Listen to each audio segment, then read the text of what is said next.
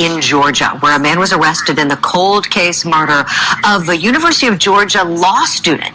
And this guy was fighting for bond. 48-year-old Edrick Faust, arrested earlier this year in the 2001 murder of law student Tara Baker. And firefighters discovered her body when they went to an apartment fire there, and they say that she was sodomized, she was strangled, and she was stabbed. True crime just got darker. Catch the full episode on the link above. Subscribe to At Southern Sin today and hit the notification bell for more live original episodes Wednesdays at 8 p.m.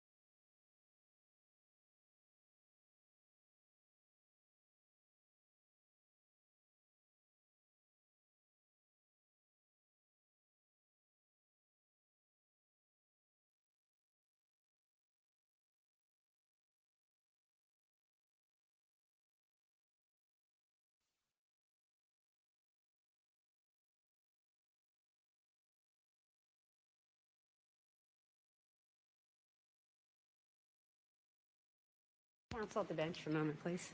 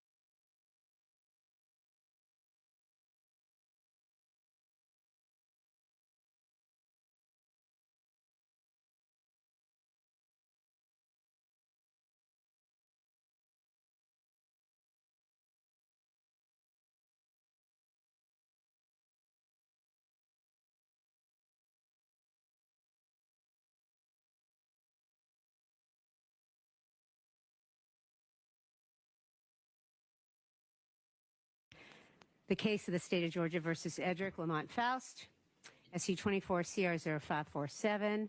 And I am just making a comment to the audience that is here before the jury comes out. The audience is packed. I would ask all of you, first of all, if you have a cell phone on you, to make sure that it's off and either in a purse or your pocket or a coat jacket or something of that nature. For those of you who have been here for a long time, you know I've said this several times. It is impermissible for anyone to record anything going on in the courtroom, to take any pictures or anything of that nature.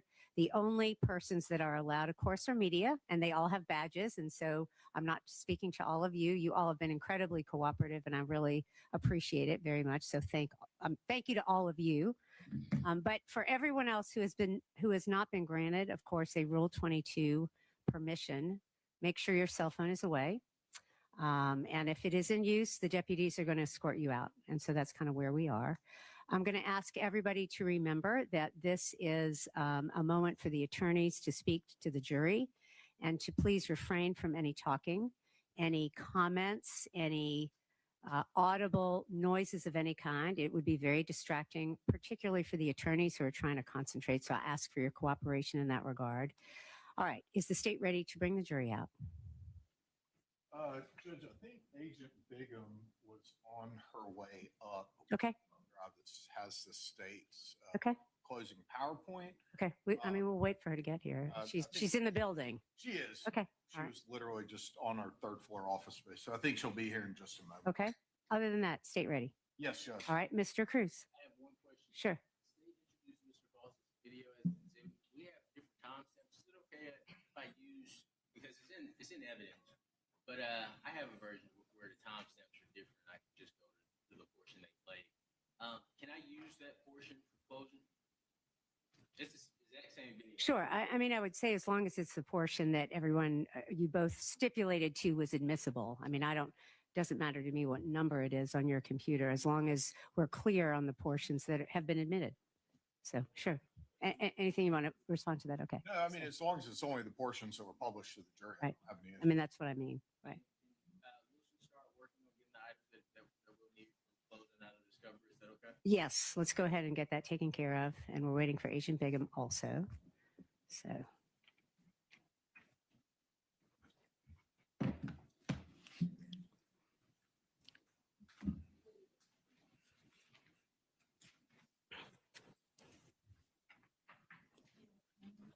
I guess while I'm thinking about it also, this is not for the attorneys. This, again, for the audience, I'm going to ask that you all remain seated until we take a break.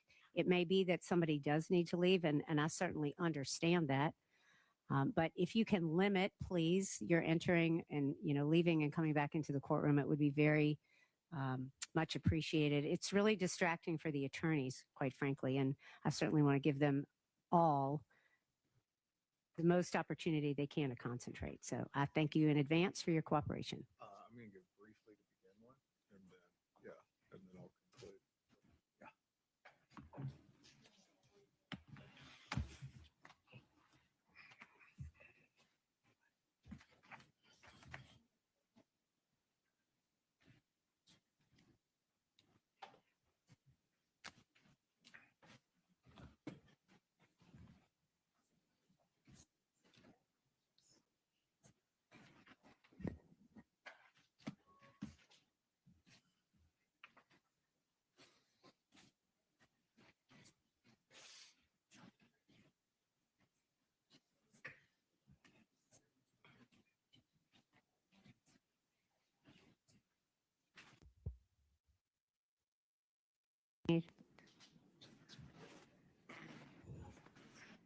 Yes, ma'am. Please don't tell me the computer went down.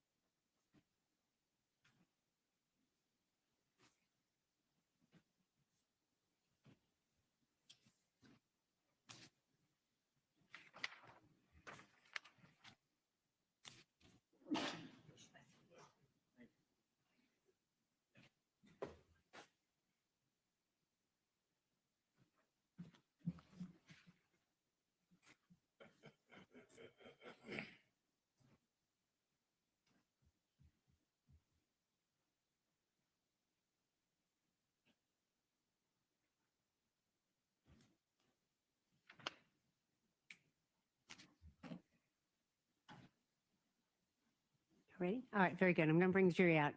Once again, counsel, we all ready for the jury?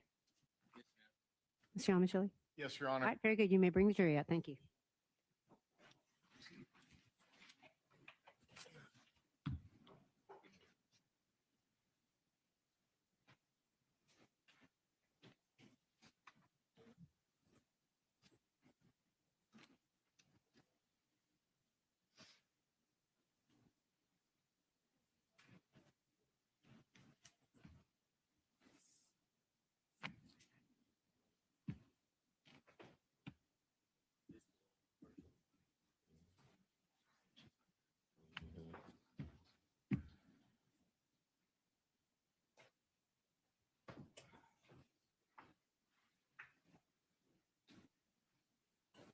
All right, you all may be seated.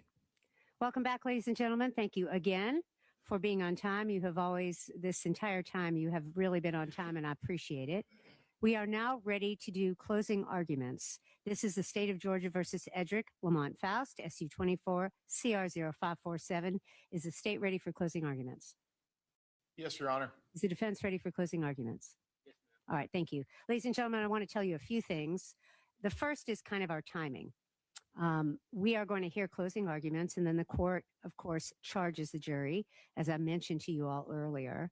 I'm going to then have you go into the jury room and elect a foreperson.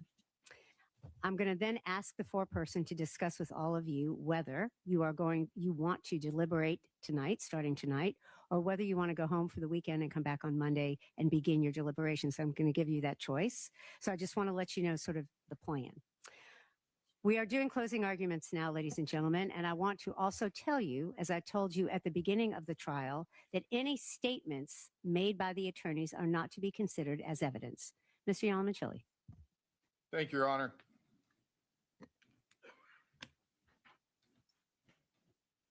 Court bears with me for just a moment. I'm going to reposition the podium.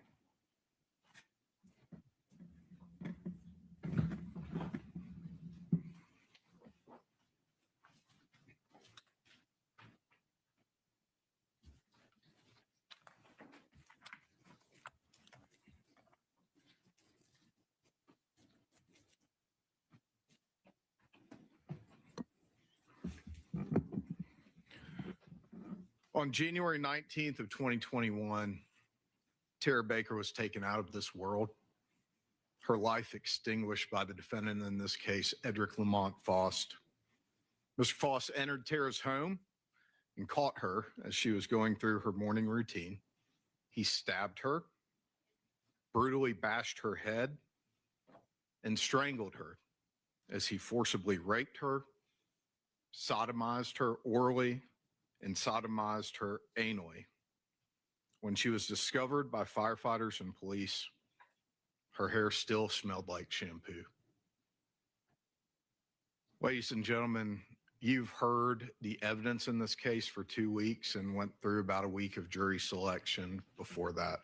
And we're here at the closing argument after a family has waited 25 years for justice for their daughter. And it's time for you to write the last chapter of this story. The state, in closing argument, is afforded the opportunity to go both first and last in the summation. The reason for that is that we bear the burden of proof in this case. And that burden is guilt beyond a reasonable doubt. It's a burden that I accept readily. The burden never shifts. The defendant is not required to present any evidence ever. And it's a burden that I accept readily on behalf of the state of Georgia because it is a burden that we meet by bringing you the truth, the facts, and the evidence in the case. Not conjecture, not unsupported speculation, not statements about the evidence that end up being false after you actually hear it, but the truth and the facts of this particular case.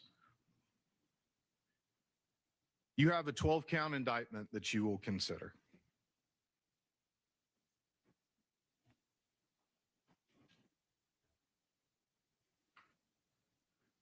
And during this initial portion of our closing argument, we are not intending to tell you the same things that we're going to tell you at the end.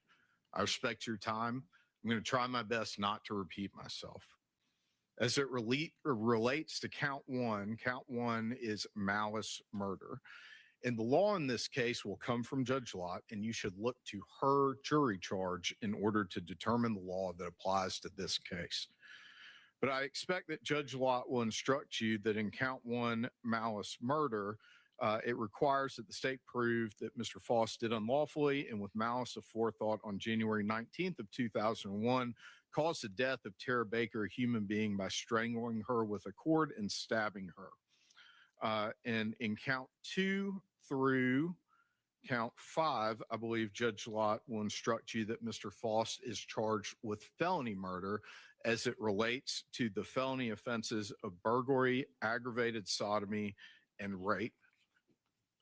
And I believe that what she will instruct you as it relates to those offenses will come in the charge, and we will discuss that. After those offenses of burglary, aggravated sodomy, 2 counts, rape, as well as possession of a knife during the commission of a felony, you will receive further instructions. And one of those instructions that Judge Lott is going to give you is about what we just discussed, the issue of reasonable doubt. And I think what the judge will instruct you in part is a reasonable doubt means just what it says. It is a doubt of a fair-minded, impartial juror who is honestly seeking the truth. It is a doubt based on common sense and reason. And I know sometimes it can be difficult as a juror to understand how you should weigh the evidence, but I think that the end of that second sentence is maybe the most instructive as to what a juror's role is. And a juror's role is to seek out the truth in the evidence that is presented before you. Your job is not to seek out doubt, it is to seek out truth. And the truth in this case is that Mr. Faust is guilty of each of the offenses for which he is charged in the indictment. I think it's important when we discuss malice murder to talk about what is required of the state in order to prove that. The state does not have to prove premeditation. The state does not have to prove motive. Malice aforethought in the state of Georgia does not mean premeditation. The state has to prove that Mr. Faust caused the death of another person, Ms. Baker. He did so unlawfully, meaning without any type of justification, and he did so with malice aforethought. And malice, as the term is used here, is not necessarily ill will or hatred. It is rather an unlawful intent to kill. As I stated before, the state does not have to prove premeditation in order to prove murder. If a killing is done with malice, it is murder, regardless of how briefly the malicious intent existed. No specific length of time is required for malice to arise in the defendant's mind. Malice may be formed in a moment, and instantly a fatal wound may be inflicted. The malice in this case is clear. I'm not going to display in front of you now those images from both the autopsy and the crime scene that you've been subjected to. I know that they are not pleasant images to look at, but if you are looking for evidence of malice in this case, the manner in which Ms. Baker's life was taken was all the evidence of malice that's necessary to support a conviction under the laws of the state of Georgia. I think that the judge is also going to instruct you on felony murder. And although she will give you an instruction at the end, I think it's worth bringing up for you as you consider the evidence as argued to you by the attorneys in these closing arguments. And I think what the judge is going to instruct you is that for felony murder, the state must prove that the defendant caused the death of another person by committing a felony. In causation, as it relates to felony murder, I'd expect the judge will instruct you that you may find the defendant guilty of felony murder if you believe that he or she caused the death of another person by committing the felony of, and in each count, it will have the predicate felony or the underlying felony that's the basis for those felony murder counts. By committing the felony of whichever felony is the predicate, regardless of whether he intended the death to occur, there must be some causal connection between the felony and the death. Felony murder is not established simply because the death occurred at the same time as or shortly after the felony was attempted or committed. The felony must have directly caused the death or played a substantial and necessary part in causing the death, regardless of when the death ultimately occurred. And so when we're talking about burglary as a predicate act for felony murder, what we're talking about is the commission of that burglary, the entry into the home in order to commit the sexual offenses that are relayed in the burglary being a substantial and necessary part of causing the death. The evidence in this case establishes that. It also establishes the predicate felony of aggravated sodomy being, again, a substantial and necessary part in causing the death in this case. It also establishes the evidence in the case that the rape and then the aggravated assault of strangulation and stabbing Miss Baker as predicate acts of the felony murder also played a substantial step in causing her, substantial and necessary part in causing her death. So that's what felony murder means. It means committing a felony that plays a substantial and necessary part in causing the death of Miss Baker in this case. I know that's not something that jurors typically know of necessarily as it relates to the way that the law is applied to those circumstances. So I felt like it was important to go over those things with you.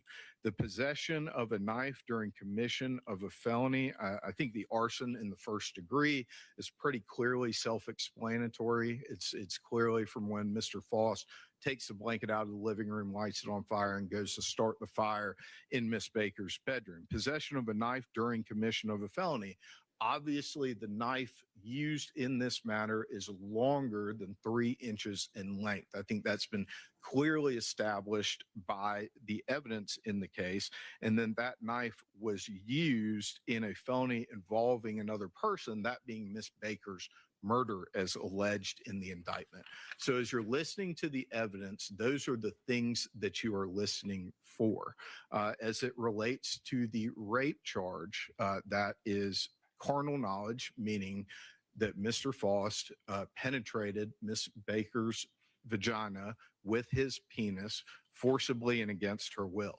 The evidence of force and against her will is very clear from the images from the crime scene.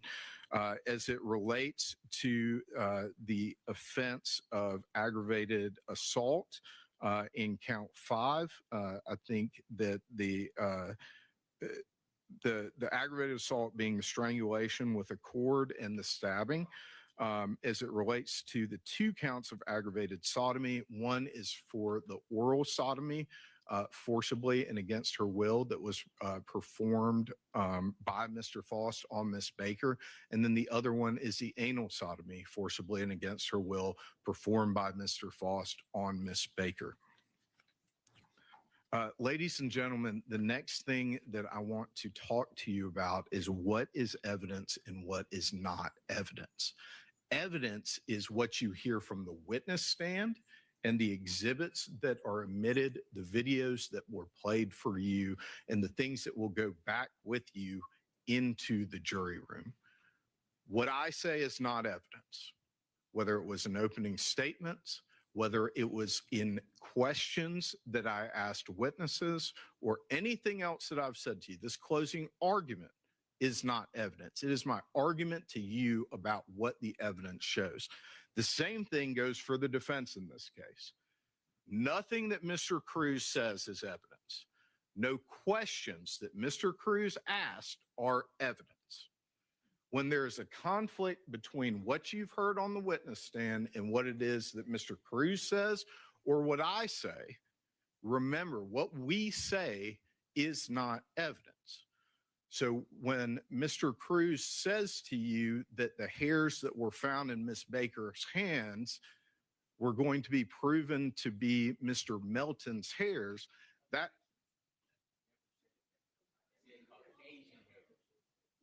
Excuse me. May I see counsel at the bench, please? Ladies and gentlemen, you need to remain.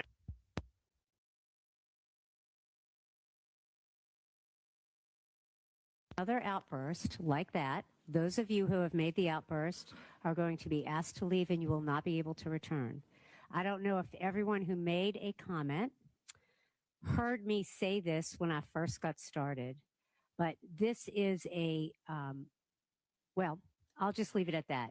If there are any other comments like that by anyone in the audience, I'm going to stop the proceedings. You will be escorted out by the deputy and you will not be able to return. And that goes for everybody that's in the audience. And I hope that I've made myself clear about that. Thank you very much. All right, your objection is?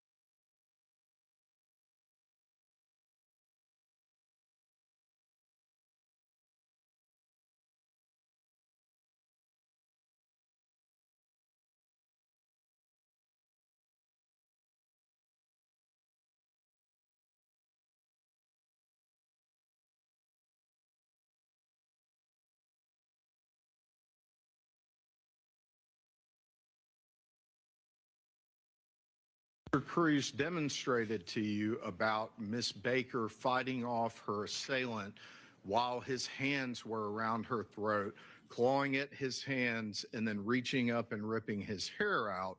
Remember what the evidence actually was. The evidence that actually came from the hair analysis told you that the hairs in Miss Baker's hands were her own hairs. Okay, so remember that when we're talking about what the attorneys say versus what the evidence is. When things have been said or claimed that were not supported by testimony from the witness stand, whatever they may be, those are not facts for you to consider because they are not facts that are established by any evidence in the case. I want you to pay close attention to Mr. Cruz as he makes his closing argument to you. And when he gets done, I'll come back to talk to you about the actual facts and evidence in this case that prove beyond a reasonable doubt that the defendant, Mr. Edrick Lamont Faust, is guilty of each and every offense in this indictment. Mr. Cruz, closing argument.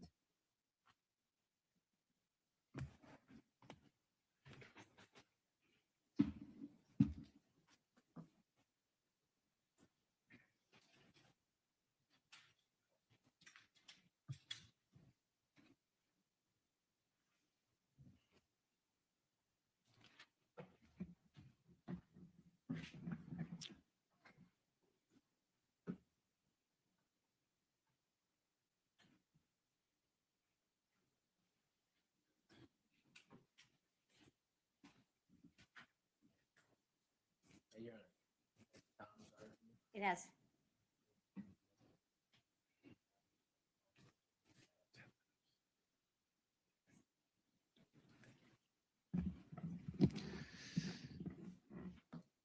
I want to thank you all. In regards to the state's comments regarding what we say, I agree.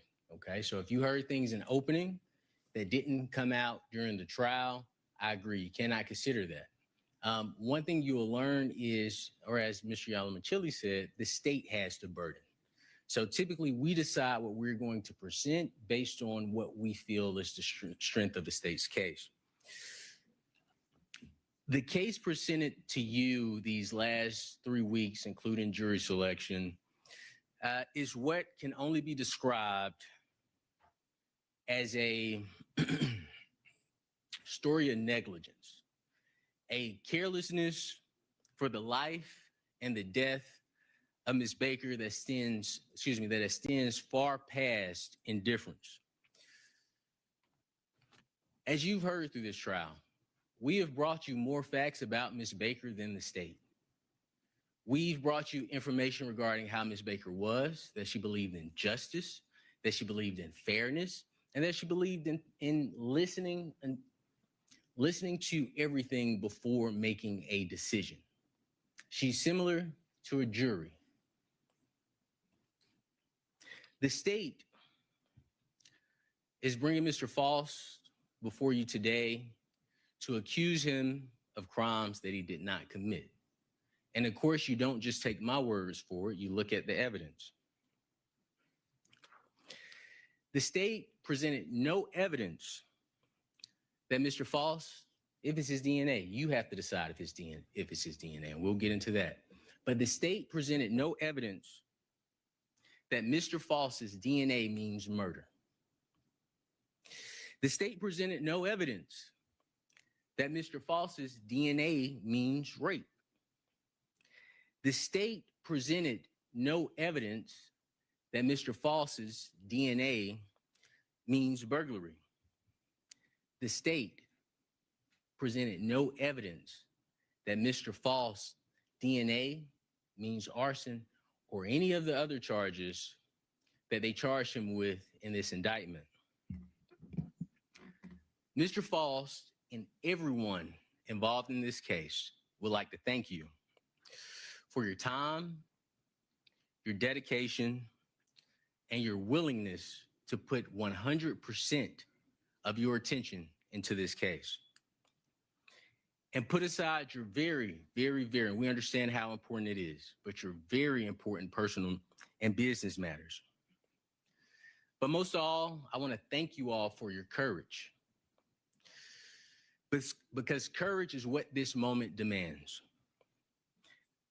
Not just to listen, but to stare directly at injustice and say, not here, not now, not on our watch. And that's what you're being asked to do.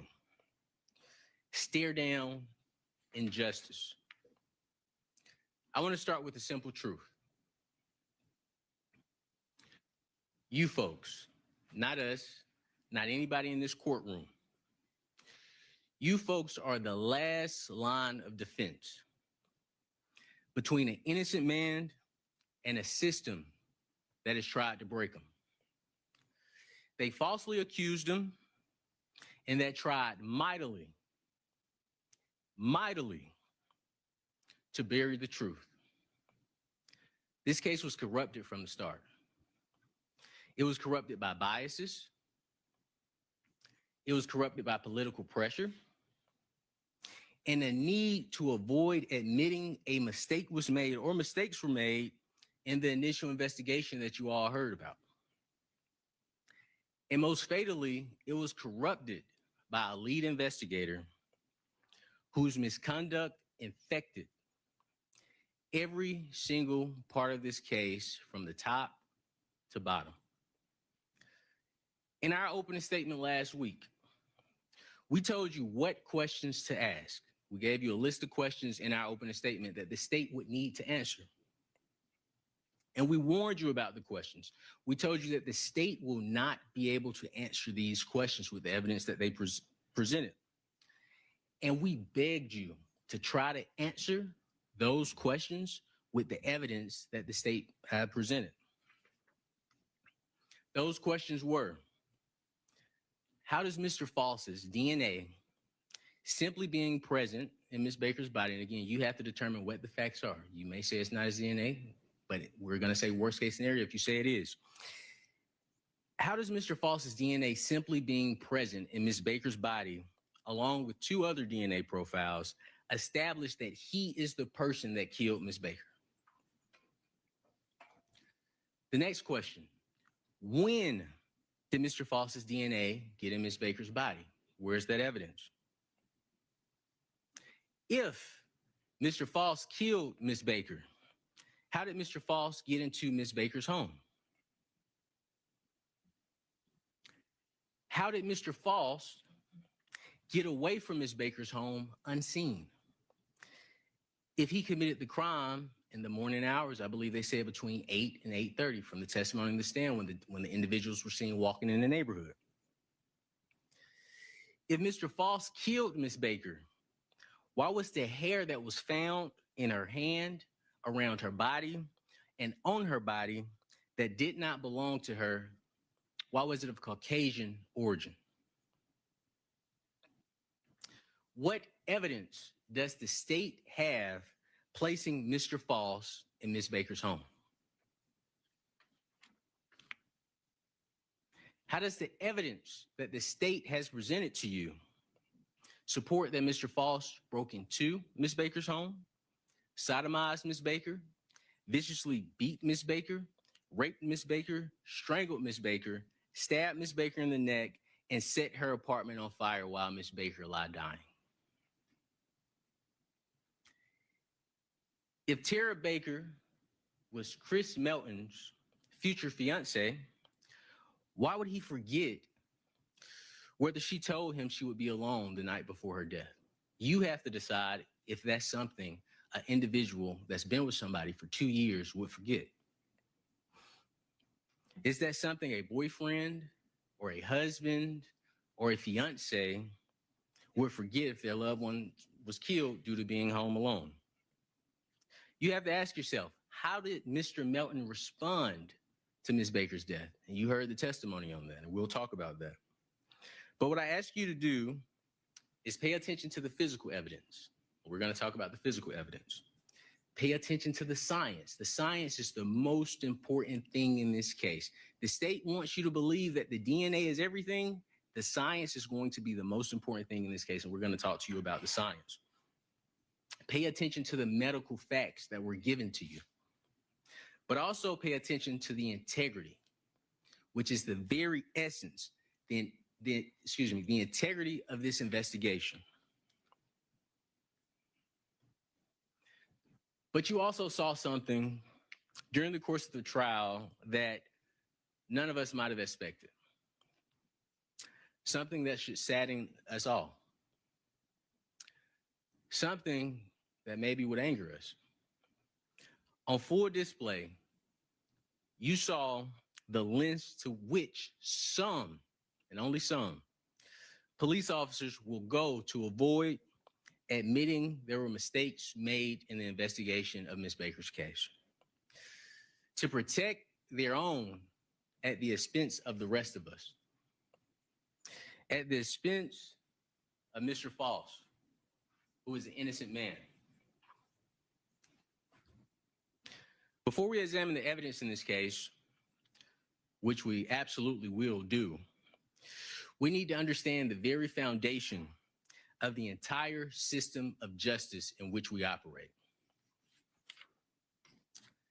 It is the bedrock on which this entire system is built. Reasonable doubt. And that term, you all have heard it before, but this term isn't just legal jargon. It isn't just a technicality, and it's not a slogan. It is a constitutional shield that protects the innocent and prevents the government from punishing without proof. The state has the high burden to prove every single element of every single offense that they've charged Mr. Faust with. And they have to prove that beyond a reasonable doubt, which simply means a doubt for which a reason can be given. Not a vague or arbitrary doubt, but a doubt based upon common sense and reasoning, as the state advised you. But I want to emphasize this because it sounds complicated, but it's very simple. It's a doubt for which a reason can be given. This doubt can be, and the judge will tell you this. What I'm about to tell you, you're going to hear the judge say the exact same thing. This doubt can be based upon a consideration of the state's evidence as a whole, a lack of evidence, or a conflict in the evidence. And those powerful words are not just some legal jargon. They're a mandate. They're your obligation. They're your community's protection against injustice. In our system of justice, Edrick Faust sits here today, presumed innocent. He's cloaked in the presumption of innocence, and it protects him like a suit of armor from the top of his head to the bottom of his feet. And that presumption is not fragile. It doesn't just disappear because there's a charge that comes about, or because somebody has a badge, or because the state has a theory. That presumption stands firm unless and until the state clears that high burden. The highest bar the law provides, proof beyond a reasonable doubt. That means at the end of this case, at the end of this trial, you think about one or more of the charges. You think, you know what? Maybe that's true. It might be true what the state is saying. Then, if that's your feeling, you vote not guilty. If you think it's possibly true or probably true, your vote must be not guilty.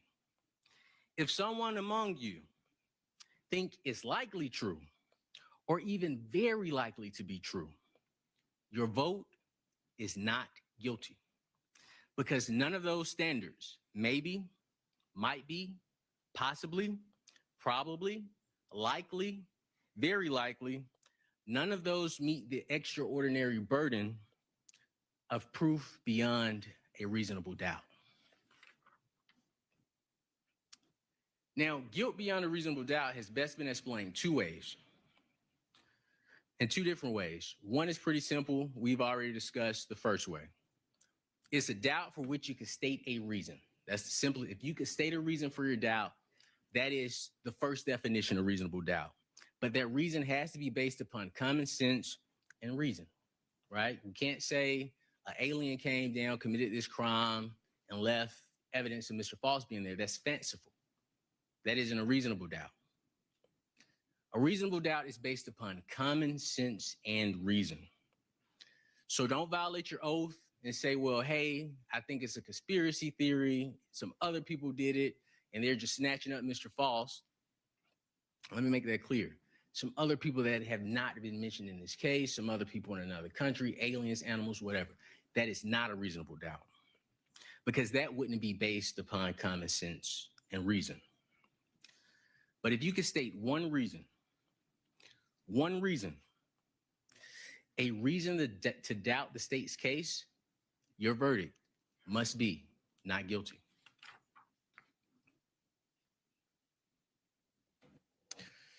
Now, as a jury, you have rules and principles just like we have them in our homes and in our businesses. We also have them in court. So you find a truthful verdict within the confines of the law that is given to you by the honorable court. So if you want to say the state never presented evidence showing how Mr. Faust's DNA means rape, there's no physical evidence or witnesses connecting Mr. Faust to Miss Baker's home. And also add the fact that Dr. Falzone, who testified here, told us based on the injuries to Miss Baker's anus, she was sexually assaulted anally. Dr. Falzone told us that.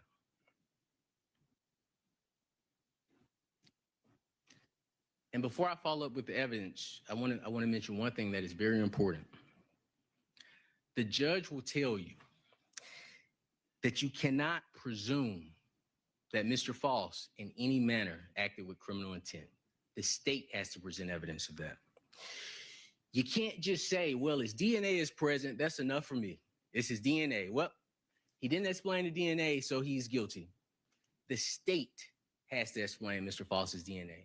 The state charged Mr. Faust with rape. So the state has to show you, how does his DNA mean rape?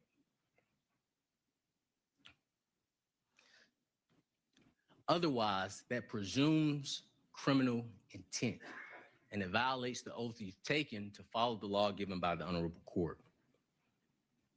The judge will also tell you to convict Mr. Faust.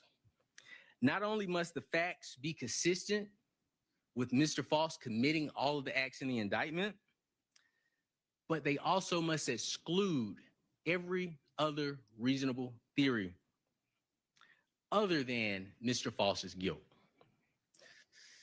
Chris Melton killing Miss Baker is not only a reasonable theory, it is supported by the evidence. And I'll start with Miss Ashley Hinkle. She was the last witness you heard from. You'll go to the last page on that.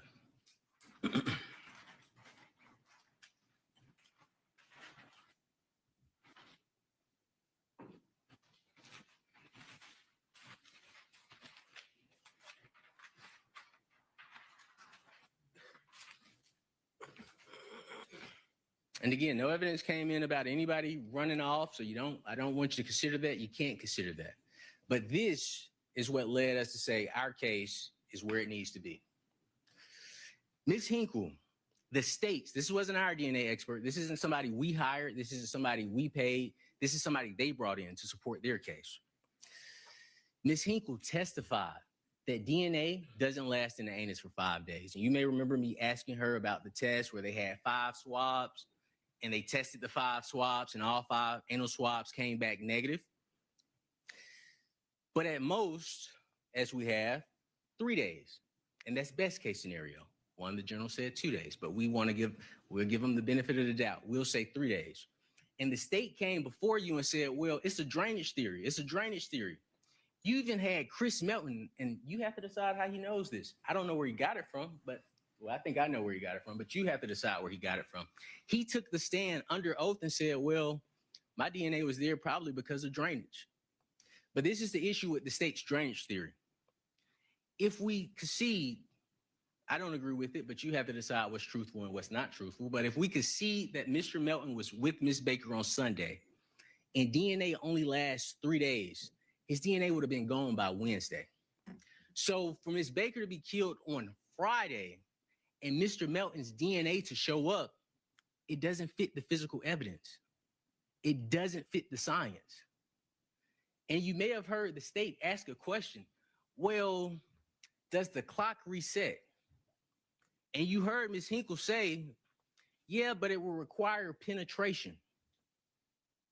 So if it requires, number one, it wouldn't be there, but let's say hypothetically, it requires penetration. Whose DNA profile was the only identifiable DNA profile in Ms. Baker's anus? It was Chris Melton's. So even if you take Mr. Melton's theory, even if you try to give him the benefit of the doubt, it doesn't match the science. And you actually heard Elizabeth Bigham say that. We have to explain your DNA. It doesn't make sense. The issue is Ms. Bigham went to a lab way out in California. You heard the young lady come in, Ms. Lacone. She was very honest. She said, well, I've never been asked to testify about this. This is a presumptive test. Both of these tests are presumptive tests. This is her first time coming into court. Based on what she said, she has not been called in court to testify about this science at no other time. But what Ms. Bigham does, when Mr. Melton wouldn't change his timeline, she changed the form. And this is the significance of the DNA in the mouth. If you'll go to the paper before, I don't know if I wrote this down, but let's see. This is the significance of the DNA in the mouth. So what Ms. Hinkle told us is that DNA in the mouth at longest lasts 24 hours, at longest. So when Ms. Bigham was meeting with Chris Melton saying, hey, we need to explain this because we need to put it on bad guy, we need to explain it because we need to go after the one we want, she knew when Chris Melton was saying, hey, I didn't see her the day before, hey, I didn't see her 2 days prior, hey, I didn't see her that week, that was a problem for their theory. It was a big problem because she wants Mr. Faust, whose DNA was at one time was only in the mouth.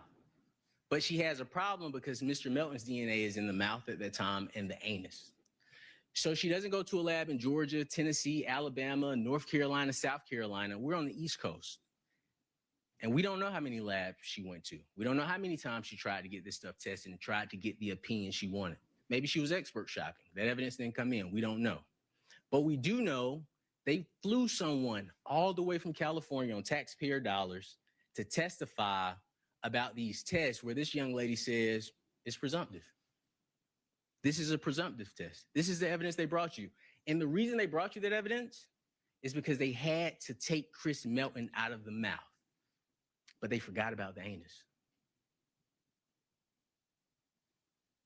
They forgot about the anus. In fact, the state didn't even ask about the anus. If you notice, when they presented their case, they just said mouth and vagina.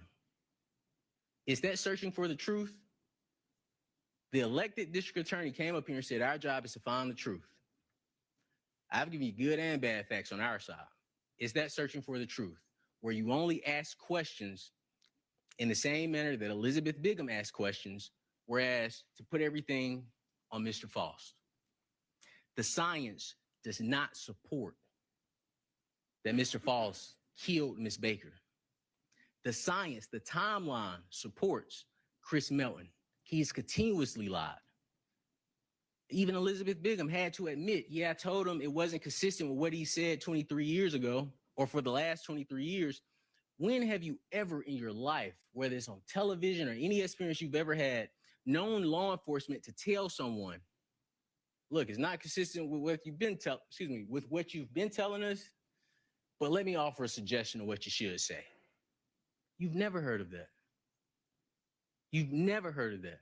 If you weren't in this courtroom, you wouldn't believe it. If somebody told you outside that, hey, I heard about this case, the lead detective is telling the individual to lie so they can put it on somebody else, you'll say, no way. This guy's nuts. He doesn't know what he's talking about because it sounds so unbelievable. But what doesn't lie is the science and the physical evidence. You heard their expert, not my expert, their expert talk to you about the timelines.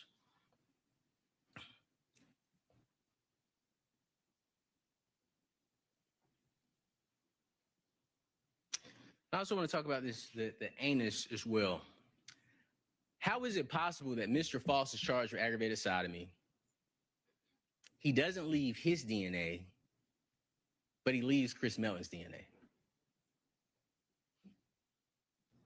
How does that make sense?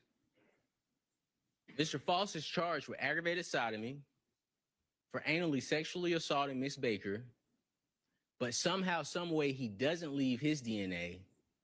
He leaves Chris Melton's DNA. That was supposed to be gone because according to Chris Melton, he hadn't seen her since Sunday. That's the question that you all, as jurors, have to answer. Let's talk about Mr. Melton's actions, okay? Mr. Melton came in here, he testified, we had this relationship, we were close, I loved her, and he even came to you all and started trying to cry. He couldn't get the tears out, but he wanted to get you all emotionally riled up. And I told you all, be careful about the emotions in this case because they do want you to get emotionally riled up. However, when I started questioning him, what did he tell us? Yeah, we already went over these questions. Mr. Melton got on this stand, took an oath, gave you a performance, something that he had already started doing with the state before he came in this courtroom.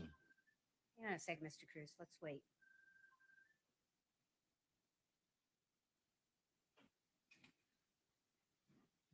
Whoever phone that is, that person is going to need to leave the courtroom.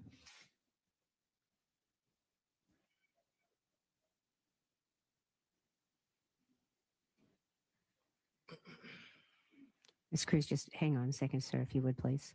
Does it pause my time? You have time to stop. Don't worry. Don't worry. I got you. All right. You may continue.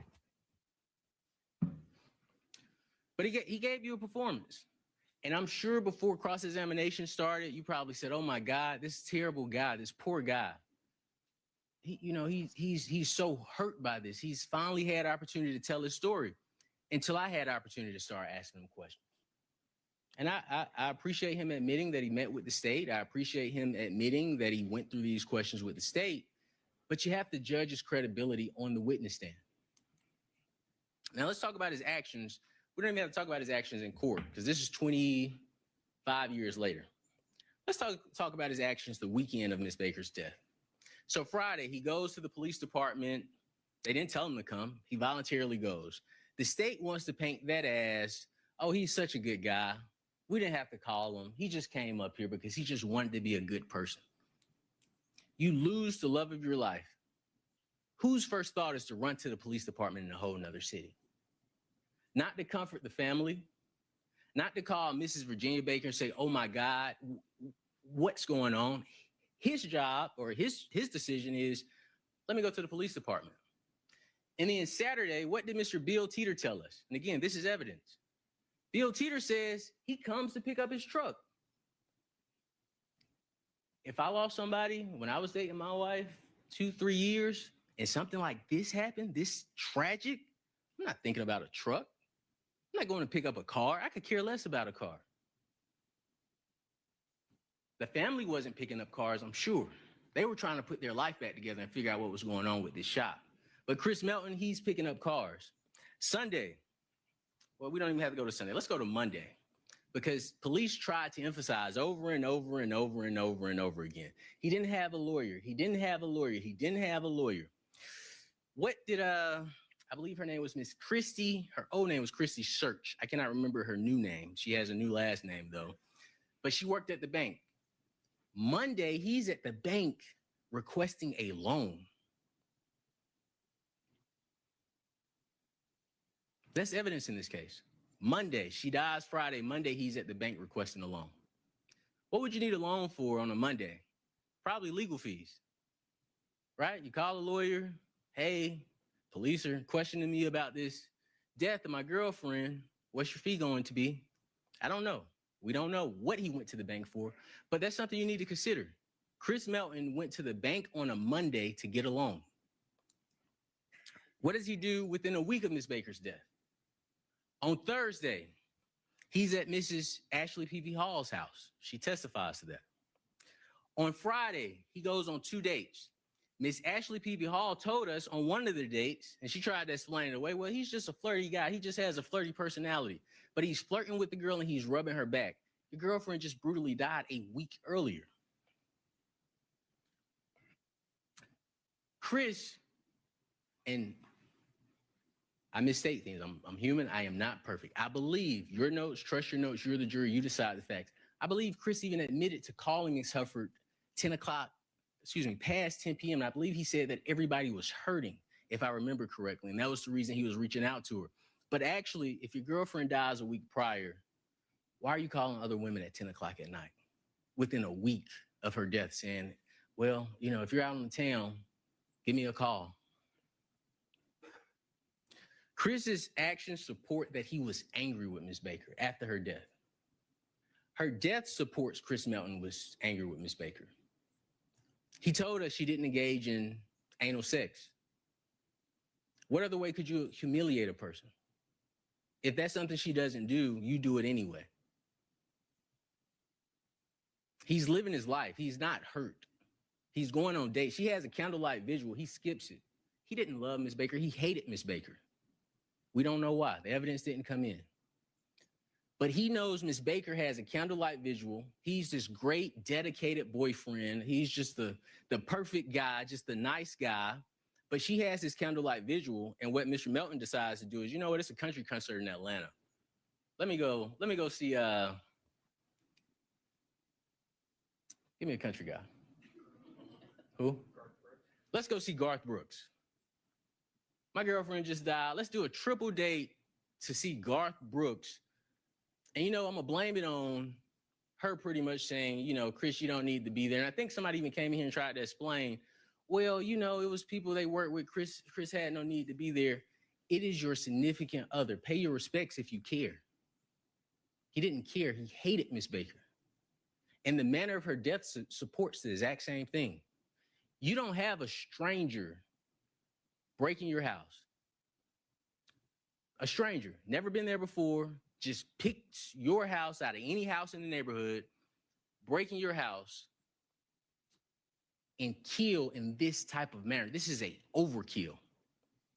This is a overkill. This isn't a random stranger killing. Somebody wants to steal your car, they shoot you in the head, they take the car.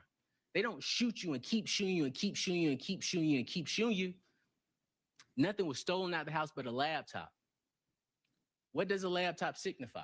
It's personal. It's information on the laptop. This isn't she had diamond earrings in her ear. She had jewelry in her room. Roommates, jewelry in their room, money in the room.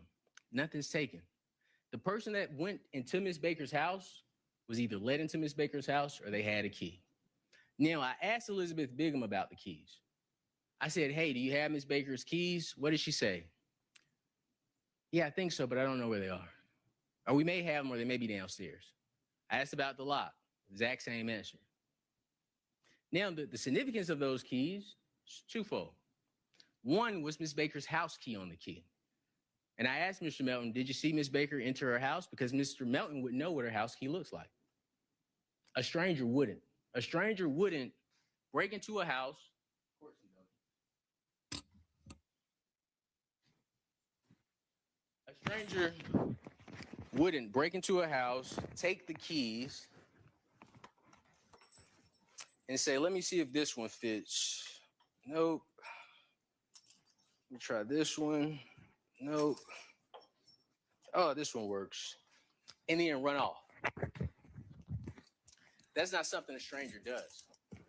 But a person that knows what your keys look like or who has a key, they know, okay, I can get in and out quick. A stranger doesn't. Stay around and clean up your house. And Dr. Valerie Lowe said it best. She said, it's like somebody knew we weren't going to be at home. How would a stranger just, out of 6 people possibly being in the home, how would a stranger just pick the right time and then have the nerve to stay there and clean the place up? That's not a stranger. That's somebody that knew Miss Baker. That's somebody that was angry with Miss Baker. Miss Baker didn't have a towel near her. She didn't have clothes near her. This was somebody she was comfortable with. And again, whose DNA was present? According to the state, Mr. Melton's DNA is in her vagina and her anus. But for the last 23 years before Elizabeth Bigham got involved, his DNA was in her mouth and her anus. Whatever you think right or whatever you think is right, you have to decide. You're the judges of the facts in this case. Now, you know that Chris Melton is a liar.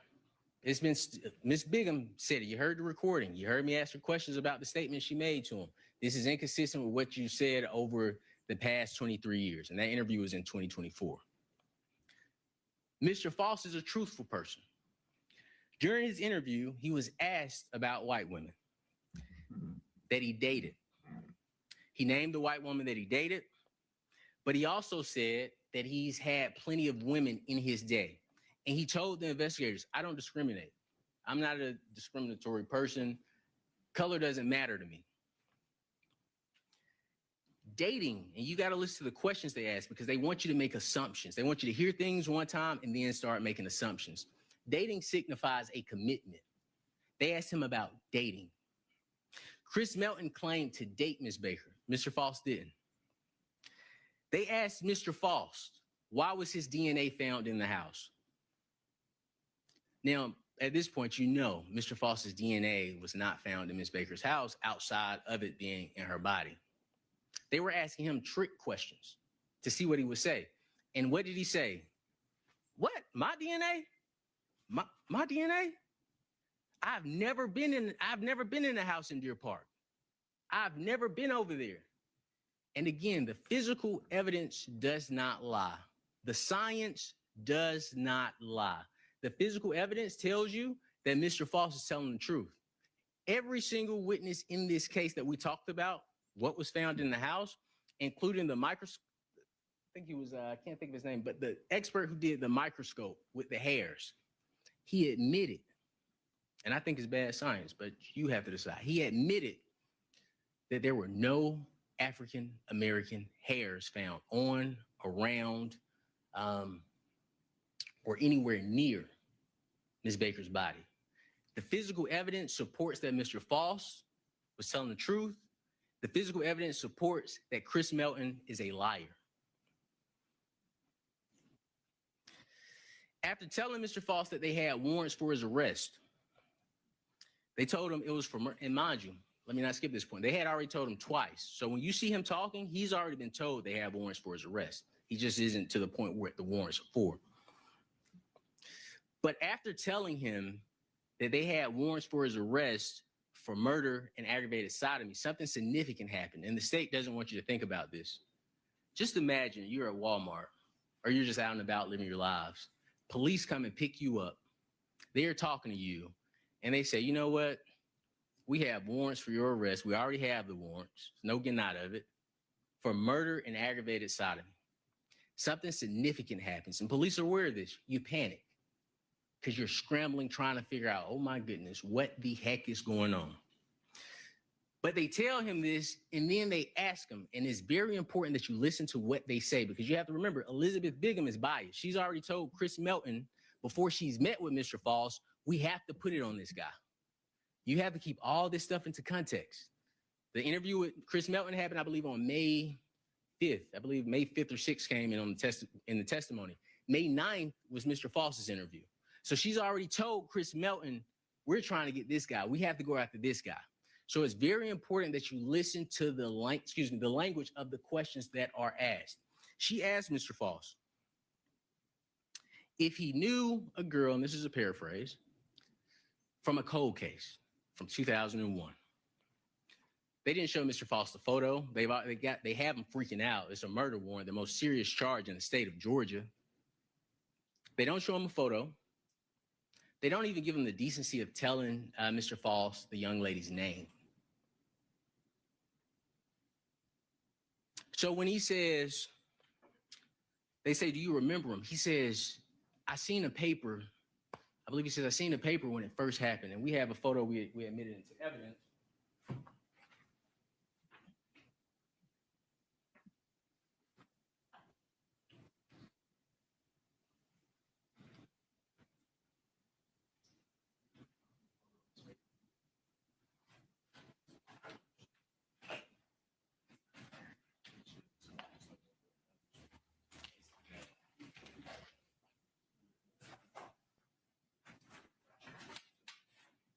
But I'll show you the media shot of Miss Baker. Now, mind you, this is 24, 23 years before his interview. So it's been a while since he's seen this, as he said in an interview, but this is the media shot of Miss Baker. We introduced a photograph and Mr. Melton testified to it. Yeah, this is how Miss Baker looked on a day-to-day. But they don't give Mr. Faust the decency because they don't care. They want him to say something so bad that's inconsistent so they could come before you and say, look what he said, look what he said, look what he said. But no, you need to look at what they did. Because it could happen to anybody in this courtroom. Look at what they did.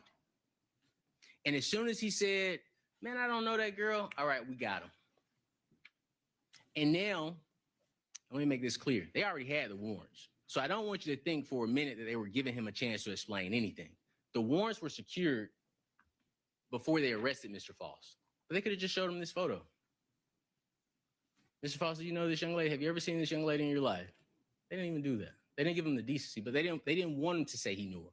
And Mr. Faust could have lied. He could have said, oh yeah, the girl you're talking about from Deer Park, yeah, we talked, we dated. He didn't do any of that. He didn't do any of that.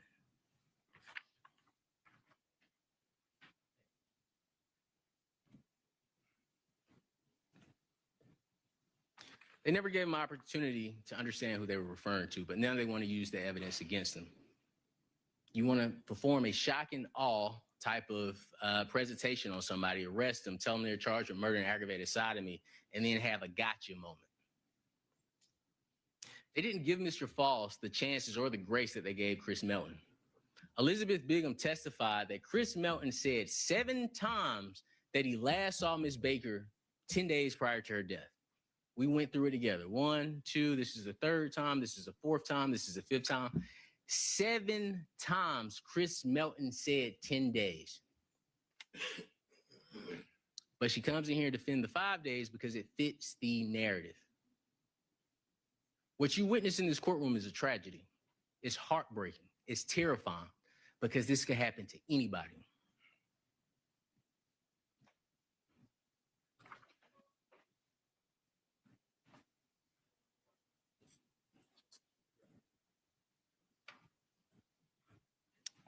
I have one.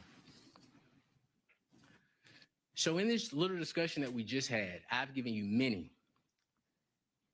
many reasons to doubt. We probably just discussed about 15 to 20 reasons to doubt the state case. You agree with one, you're done. If you agree with one reason to doubt, you're done. That is a truthful verdict. You must follow the law because that's what you took an oath to do. The second best way to explain guilt beyond a reasonable doubt is you compare it to making the most important decision of your life. And I hope that no one ever has the situation, but I'm sure you're all aware, or you may not be aware, so I won't mention it. But just imagine you have somebody in the hospital, somebody you love, somebody you care about, and they're on life support. And you're the person in the hospital waiting room, and the doctor comes to you, and the doctor says, pull the plug. If you could look at that doctor and say, doctor, go ahead and pull the plug. You've answered all of my questions. I believe, or I know Chris Melton's alibi was confirmed. I know that because I trust Chris Melton, just like law enforcement trusted Mr. Melton. or Chris Melton, excuse me. They said it did not have to be confirmed. So, doctor, I believe the exact same thing.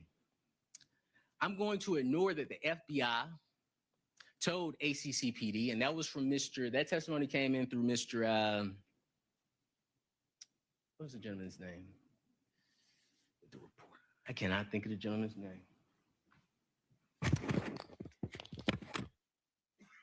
The testimony came in through Griffith. I asked Griffith about the FBI asking him to search Mr. Melton's hard drive. And what did Mr. Griffith tell us? Despite FBI saying, hey, this guy hasn't been ruled out, he's saying, well, you know what, ladies and gentlemen of the jury, I know best. His alibi is confirmed. Don't worry about it. The FBI didn't clear him. But you may say, doctor, I trust Mr. Griffith. I trust what he said. Although scientifically his DNA says that, although science says that his DNA should not be present 5 days in Miss Baker's anus, I'm going to ignore that. I believe the state's drainage theory, doctor. I believe what they said. I don't know how, but somehow it drained from Sunday to Friday, and it stayed there, doctor. And I also believe that Miss Baker and Chris Melton were in a loving, caring relationship, and he was destroyed by the fact that she passed away. I believe that, doctor, so pull that plug. I'm satisfied. My mind is set. And when your mind is satisfied, and you hear the judge talk about reasonable doubt and the mind being satisfied, if your mind is satisfied, you have enough information. And what that means is your mind is not wavering. Well, maybe it did happen this way. Maybe it didn't happen this way. When your mind is satisfied, it said you have all the information that you need to make a decision. It is not unsettled. And at that point, you know what to do. We've all had those type of decisions. Do I want a McMuffin in the morning? Do I want hash browns? You know what? I'm going to go with the McMuffin. My mind is not wavering. It is settled.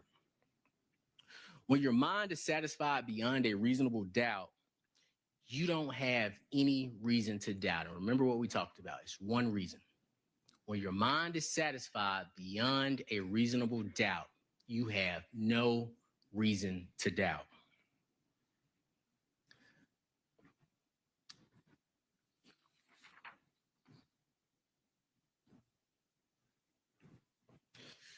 You have to ignore Ms. Baker's roommates.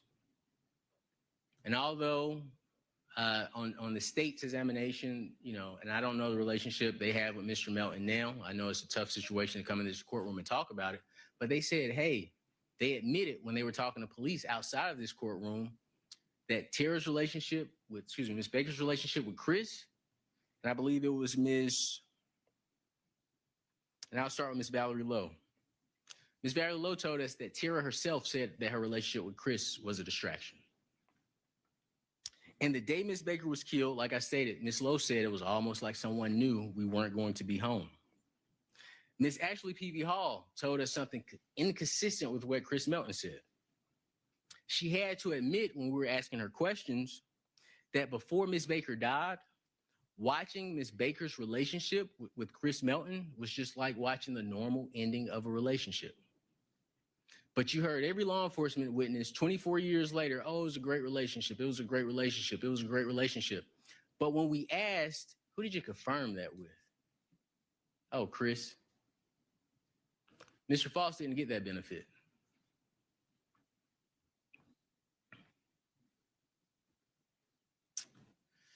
You'd also have to ignore that Chris failed to tell the police that him and Tara had a fight the week before her death.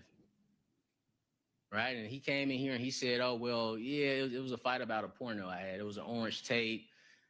He gave you this elaborate story about this porn to say we had a fight about a porn. Right? But I want you to consider that. I think that's a significant fact considering what occurred to Miss Baker when she passed away. Now, I don't trust Chris Melton. I think everything he says is not to be trusted, but you may. Miss Baker was sexually assaulted in multiple ways. If Chris Melton is telling the truth, the last fight they had was over pornography. And it was serious enough to cause a rift in the relationship. Now, with the laptop piece, We don't know if Ms. Baker wrote Mr. Melton a letter, typed it up, so he needed to take the laptop. We don't know. That didn't come in. But that is something for you to consider. Their last fight, according to Chris, was over porn. Her death was sexual in nature. You would also have to ignore Chris's statement about punching this wall 30 times, I believe was his testimony.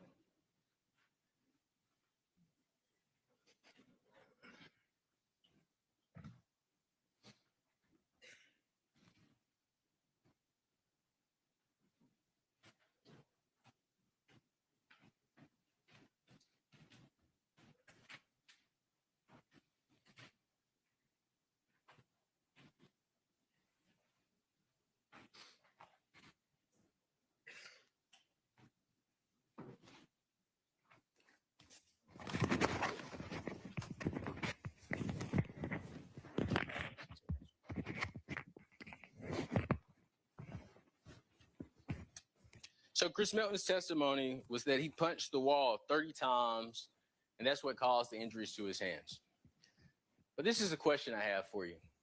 When you look at Mr. Melton's hands, because he said it was concrete that he punched, where were the bruises on his hands outside of the scratches? Mr. Melton said it was concrete that was punched, but at what point did he seek medical attention?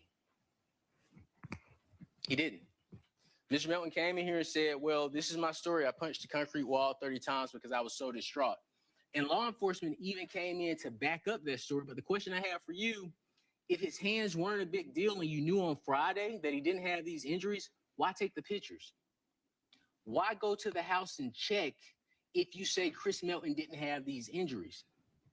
Their actions are inconsistent with their statements. But I'm going to tell you why. And you have to judge witness credibility. Law enforcement has allowed this community to live in fear for the last 25 years, maybe 23. They've allowed it. When people heard about this case or thought about this case, it was because of law enforcement failures. The questions that the family had, they ignored for 23 years. And I tell you, my position, you have to decide, you're the jury. They weren't here defending Chris Melton. They were here defending themselves. They were here to say, hey, all this stuff we missed, forget about it. Don't worry about that. Because we didn't actually miss anything. There were, Detective Ricketts, there were law enforcement officers coming in here. And I admire law enforcement. I think they are heroes. When I'm running out of a building, they are running in. They are heroes. But you also have to understand, we have Detective Ricketts coming in saying, Chris Melton's alibi is confirmed. And if you could show the alibi chart that we did with Detective Ricketts. Chris Melton's alibi is confirmed. But when I started going through, well, Detective, did you confirm this? Were you able to speak to Nash Plumbing? No. Testimony even came in that they couldn't find Nash Plumbing in information. Chris Melton couldn't provide them an address to Nash Plumbing. They couldn't find Nash Plumbing. He couldn't even give them a phone number to Nash Plumbing. That is evidence in this case. But instead of admitting for the sake of justice, for the sake of Miss Baker and her memory that, hey, we may have made some mistakes, and if these mistakes get us closer to getting the right person in that chair, as opposed to the wrong person, we'll admit it. Because that's the right thing to do. Instead, they come in here and they double down on inconsistencies that don't make sense. Ricketts tells us Nash Plumbing for Chris, unconfirmed. Nash Plumbing for Josh, unconfirmed. Chris says he goes to the bank. Josh says he went to Chick-fil-A, unconfirmed. As you know, the bank is at 9:08 a.m. And I told you all, the most important time is before 9 a.m. for Chris Melton. The most important time is before 9 a.m. because at this point, Ms. Baker is gone. Truck Customs, he says 9:30 or earlier, and we know from Bill Teeter, it was after 9:30, it was 10, I believe Mr. Teeter said around 10. Grayson, Georgia, unconfirmed.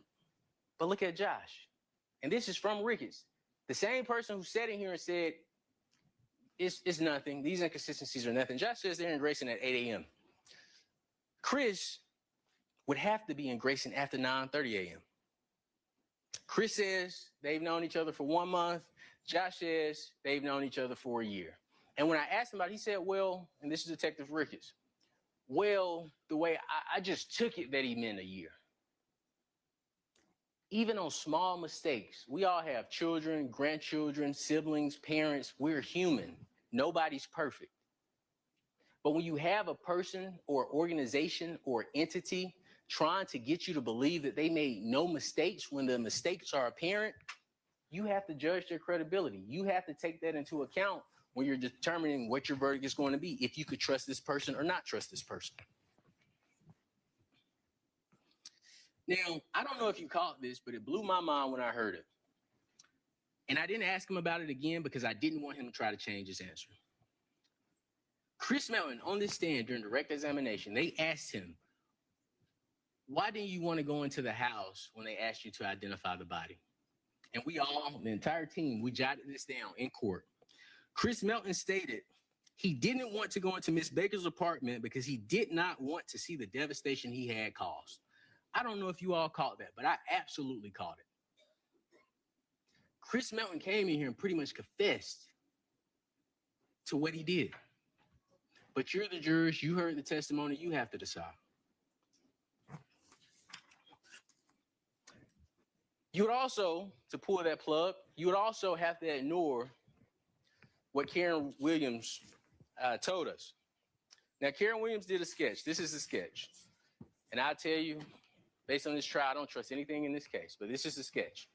And the questions I went over with Ms. Williams, formerly Carol Bryant, how much did the person weigh? We got her to admit that he had a full face. She said that he was not thin, he had a full face, probably around 220. We got her to admit, I asked her, he had a heavy looking face. We got her to admit, yeah, he had a heavy looking face. We asked her about the weight, again, 220, and she stated that he was big bone, kind of husky. But this is the person they give you. Now, I don't know, and I think we went over the mustache with it. They didn't even have the right type of facial hair on the person. But to me, what I believe, and you're the jury, you have to decide, they have made so many mistakes in this case, I wouldn't be shocked if they started changing evidence, just to be completely honest with you. And I hate to even say that. But when you introduce hair evidence in this case, you deceive the jury and say, hey, in these bags, and I said, can we open these? No, we're not gonna open them. I asked, can we open this to make sure the evidence is what the evidence is? They brought you empty bags of evidence to get you to believe something that was not true. And then when we got the bags open, all of a sudden they find all the hairs and say, oh, this is with the GBI. And with these broken, I don't even know what to call them, but these broken slides or screens or whatever they may be. But also, and I'm gonna go back to this, I'm gonna go to this a lot. Not only do they present you empty evidence, they present junk science. Science that has never been presented in a court before to protect either themselves, which I think is more so protecting themselves, and to protect Chris Melton.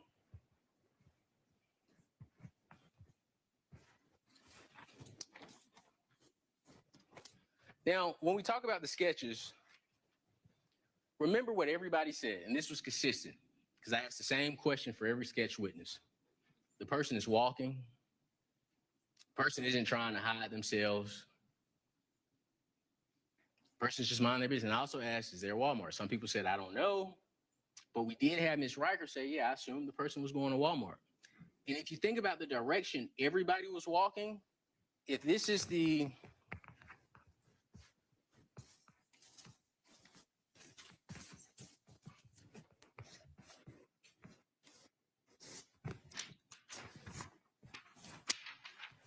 every single person that saw somebody said they were walking down this way.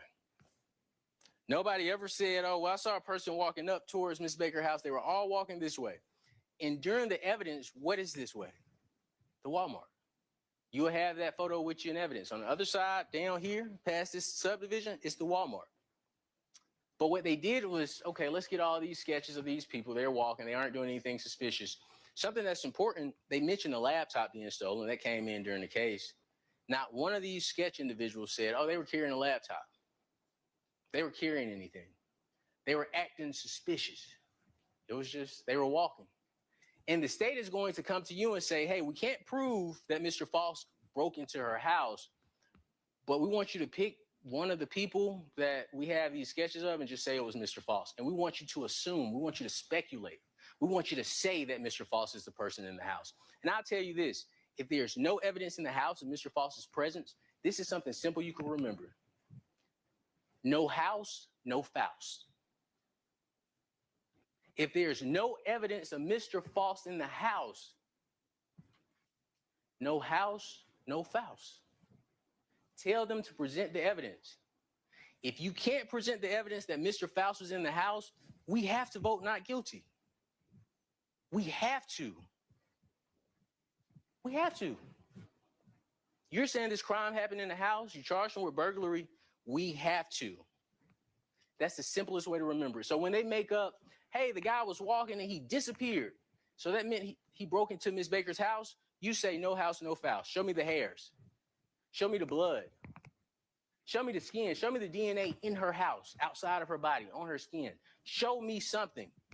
We presented a photo of Mr. Faust. He does have an afro. And they say, well, the hair in her hands, you know, we just want to show you that it's not Mr. Melton's hair. That's all we want to show you. It's not Mr. Melton's hair. It was Caucasian hair. Now, I don't understand, and you're the jury, you have to decide. How would Miss Baker get a handful of her own hair? How is that possible? Your hand is outward away from your body, but it's your own hair. But in this case, it doesn't matter because what you're here to decide is if the state presented enough evidence that Mr. Faust is responsible for Miss Baker's death. And they haven't.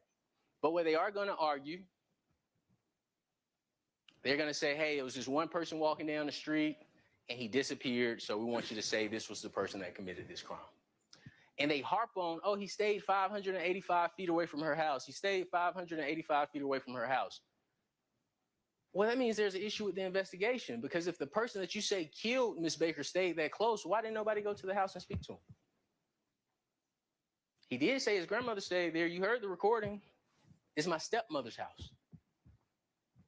But now, 24 years later, 25 years later, they want to say, oh, that's evidence of guilt. And I ask you, listen to the recordings. Listen to the pieces played in the recordings. Mr. Faust says multiple times, yeah, I go over there to check on my stepmother. I'll go over there to visit my stepmother. And I don't know about all of you, but we all have permanent addresses. Mr. Faust said he stayed in that house for 40 years, but he also said, yeah, I have different women I stay with here or there. My permanent address, if somebody asks me how long I stayed at my permanent address, even if I'm not physically staying there, I am going to say 30 years. I've been at this address for 30 years. Even if I don't physically stay there, because that's my permanent address. That's where I may want to send taxes. That's if I get a ticket, I may want to send a ticket there. This is my permanent address. The state wants you to take his permanent address and say, well, this is his address. He said he stayed there. So that means he committed this crime. So why not move? If you've caused this much destruction in this community, why not move? If Mr. Faust committed this crime, how would he know that no one saw him? Why even tell police that you stayed there? But you know who did move out of Athens and who admitted they moved out of Athens? Chris Melton. He got the heck out of town. Never to come back. And where did Mr. Melton say he stayed when Miss Baker died? His parents' home. Where does he currently stay? Miss Baker's home. Excuse me, not Miss Baker. I'm sorry. His parents' home. Where does he currently stay? Still in his parents' home. And I want to show you something. And this is the reason Mr. Melton stated that he stayed on the second floor. He is a liar, because Josh McCurdy came in and said he stayed in the basement. But I'm going to show you why he lied.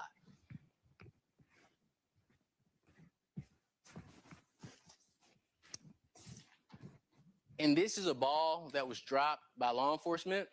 The reason Mr. Melton lied is because the basement to his house has its own door. So he wanted to separate himself from that door because obviously I had to show him the pictures first. He didn't want you to know that he had an entrance and an exit he could go in that his parents would know nothing about. This is the door right here. Crime of opportunity. Mr. Melton had the opportunity. Think about what Mr. Teeter told us with him dropping his truck off. He dropped his truck off and went to see the police in Josh's truck. Why would he do that? Maybe he didn't want law enforcement to search it. But you all have to decide.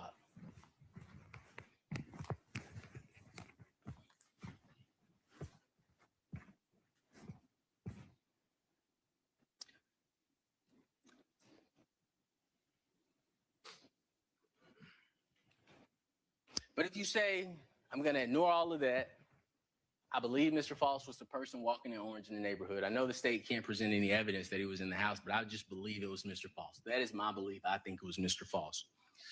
You pull that plug because your mind is settled, is satisfied, and it is not wavering.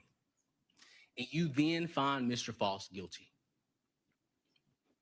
because your mind is satisfied beyond a reasonable doubt. But if you want to say to that doctor, hold on, doctor, hold on 1 second. If Mr. Faust committed this crime, why would Elizabeth Bigham need to tell Chris Melton we need to explain your DNA? I have questions about that, doctor. That doesn't make sense. Doc, you're telling me to pull the plug, but Miss Baker was sexually assaulted anally, but Chris Melton's DNA is the only DNA present? I don't know, doctor.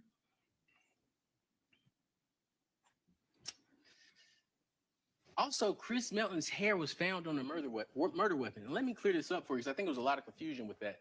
Can you get the picture of Miss Baker and the charger block next to her head? It'll be in the state's exhibit. And I'll show you that picture, but I'll describe it to you. When you see Miss Baker's body as it was found in the home, you're going to see a charger block next to her head. It was connected to the cord used to strangle her. When they tested this cord for hairs, they tried to find hairs on this charger block next to her head. I'm telling you this. Don't look at the sketch. The sketch has it way far away from her head. Look at the picture. It's right next to her head. You're going to hear that Chris Melton's hair is on the murder weapon. Not Mr. Faust's, Chris Melton's. There was a pubic hair found on Miss Baker's butt. Now, the state brought in this microscopic expert to say, oh, it's Ashley P.V. Hall's hair, and anything is possible, right? But we went with Miss Ashley P.V. Hall. We said, do you have your own bathroom? Or did you have your own bathroom? She said, yes.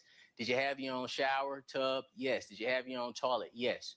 The mitochondrial DNA test, the only DNA test conducted that referred to Chris Melton, determined that he could not be excluded as a contributor of the hair. Miss P.V. Hall could not also be excluded. I want to make that clear. But what law enforcement didn't do, because it didn't fit the narrative of Mr. Faust committing this crime, when they tell you we have new DNA technology, when Mr. Melton's DNA popped up in her body, they didn't retest that hair because it didn't fit their narrative. So potentially, not only is Mr. Melton's DNA in Miss Baker's anus, his hair was on her butt. But they never followed up when the mitochondrial DNA test said we can't exclude him as a contributor. But again, you ask the doctor, Doc, you're telling me that a complete stranger broke into Miss Baker's home without any signs of forced entry, spent time beating her, strangling her, stabbing her, sexually assaulting her, and then he takes the time to clean up the house, setting it on fire and only taking a personal item such as a laptop, despite money, jewelry, diamonds being in the house? And then this stranger was able to somehow lock the back and front door and get away unseen. Is that what you're telling me, Doc? I have questions.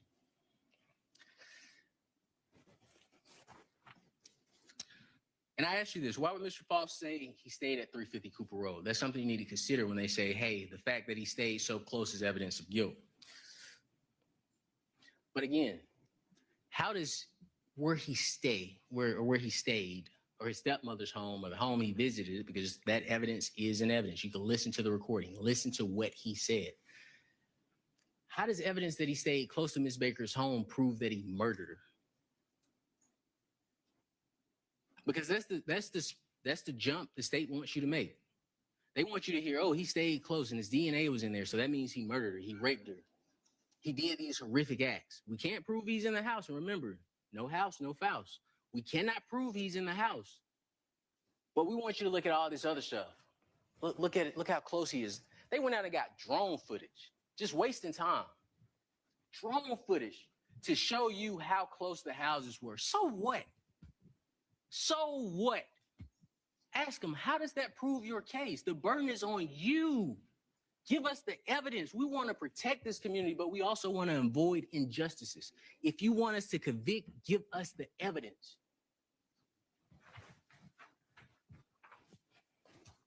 The other one with the block next to her hip. That isn't evidence of a crime. That's evidence of proximity, but that isn't evidence of a crime. They've charged Mr. Faust with some crime so disgusting. When you all heard him, you were like, oh my God.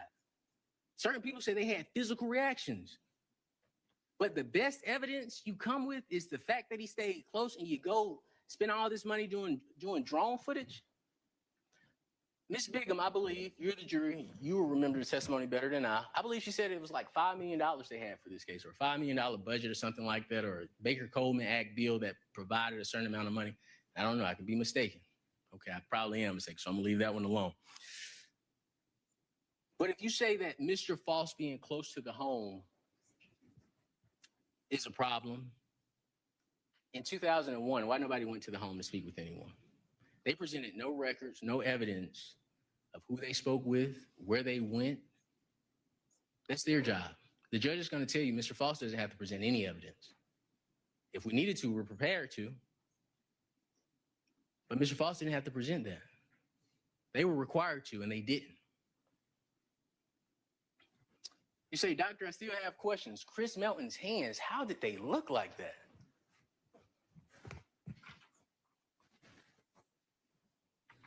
This is a tough picture, but it's part of the evidence in this case.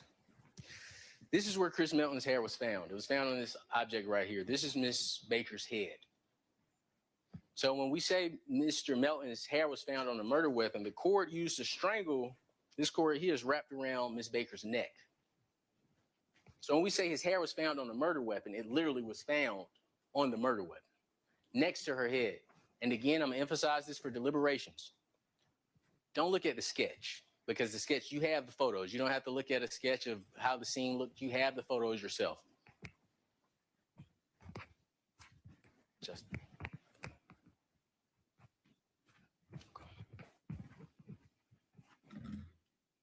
Also, Detective Ricketts stated that he fingerprinted Chris Melton. I'm sure you remember that testimony. He said, the reason I know there were no injuries on Mr. Melton's hands is because I fingerprinted Chris Melton. So there's two questions you have to ask. If you were not arresting Chris Melton, why were you fingerprinting Chris Melton? That's one. The second question, and maybe it's in evidence. I don't recall seeing it, but maybe it's in evidence. Ask them for the fingerprint card. Ask them for the fingerprint card. They said they did it. We don't just take a person's word for it, especially when you have a history of being dishonest. Show us the fingerprint card. So what I anticipate you should have in evidence is a fingerprint card taken from January 19th, 2001. Make sure you look at the dates, okay? So if it says January 23rd or January 22nd, that isn't what Detective Ricketts said on the stand. There should be a fingerprint card for January 19th, 2001 with Mr. Melton's fingerprints in it. You can open all of this stuff if you want to. You're the jury. You're the finders of fact. So Detective Ricketts said it, ask for the evidence.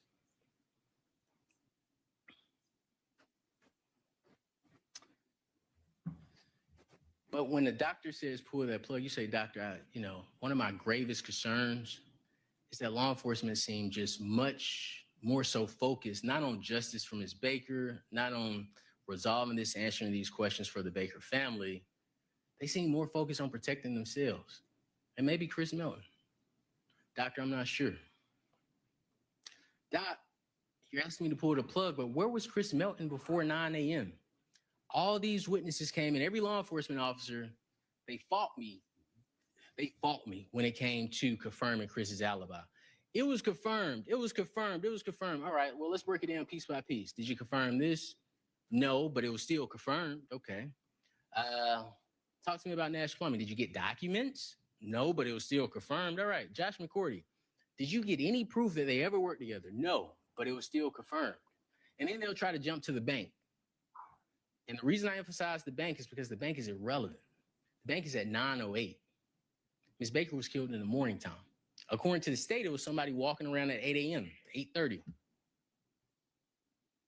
According to the state, 9 a.m. is irrelevant. So don't let the state come up here and tell you, oh, his alibi was confirmed. You ask them, well, where's the evidence related to Nash Plumbing? They didn't call one witness from Nash Plumbing. And we told them for, I believe, months, Mr. Faust didn't commit this crime. Weeks before this trial, we told the state because we wanted them to disprove it. Chris Melton killed Tara Baker. And that was with the hope that they'll look at their case and say, oh, maybe we got a problem.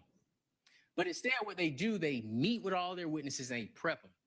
And they say, you know what? Chris Melton didn't do anything.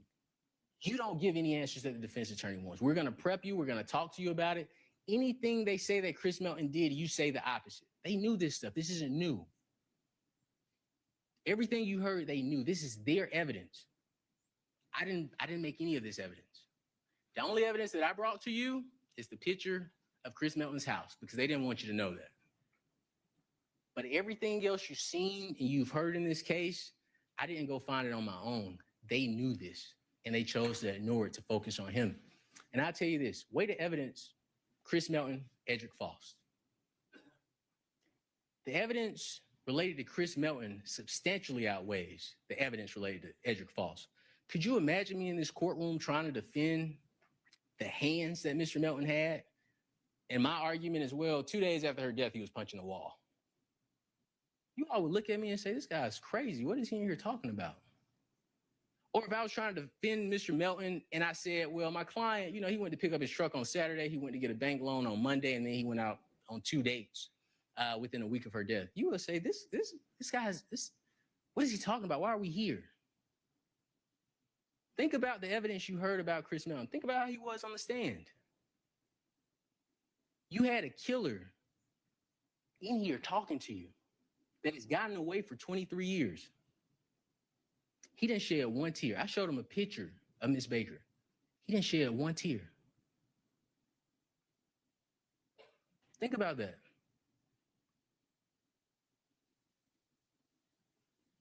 Edrick Faust did not harm Miss Baker. But you don't have to take my word for it. You can look at the evidence. You can look at the evidence.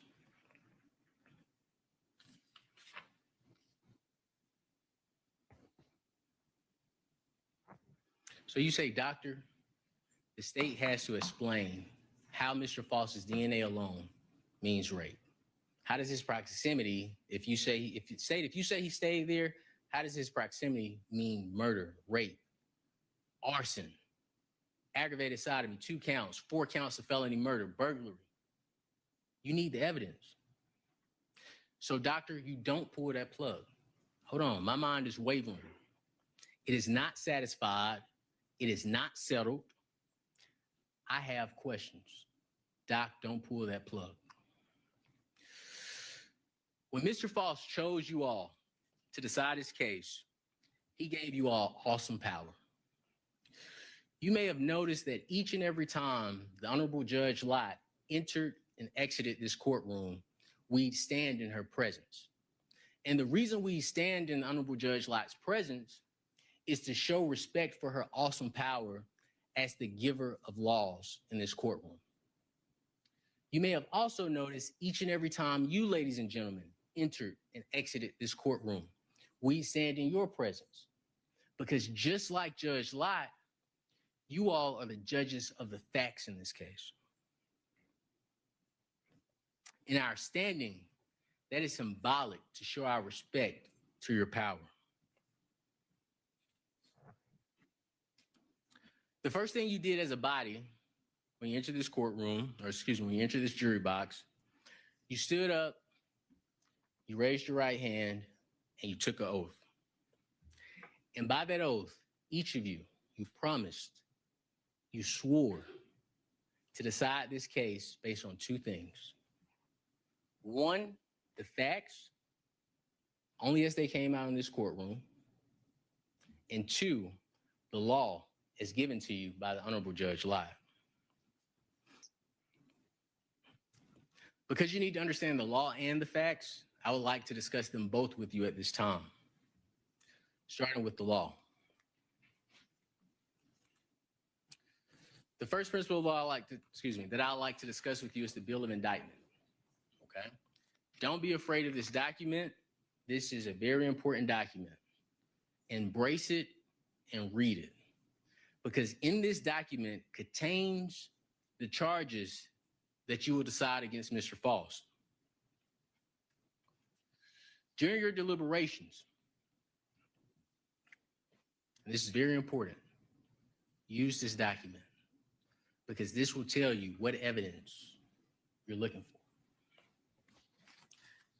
The indictment was returned by the grand jury, and you've heard this term before, of Clark County. And what the grand jury is 16 to 23 people. They meet with the district attorney's office, and you've heard Agent Bigham's testimony, but they meet with the summary witness, okay? A summary witness is a witness that just comes in and tells the group about the case. I can't be there. Mr. Faust can't be there. He can't defend himself. He can't hear anything that you all heard. The judge isn't there. It's simply the district attorney's office and their witness. And they tell the room whatever they want to tell them. And they return an indictment. And the judge will tell you that this indictment is not evidence of guilt whatsoever, in any way whatsoever. And the reason why is because it is only a one-sided story. That's it. It's a one-sided story. That's how you get this indictment.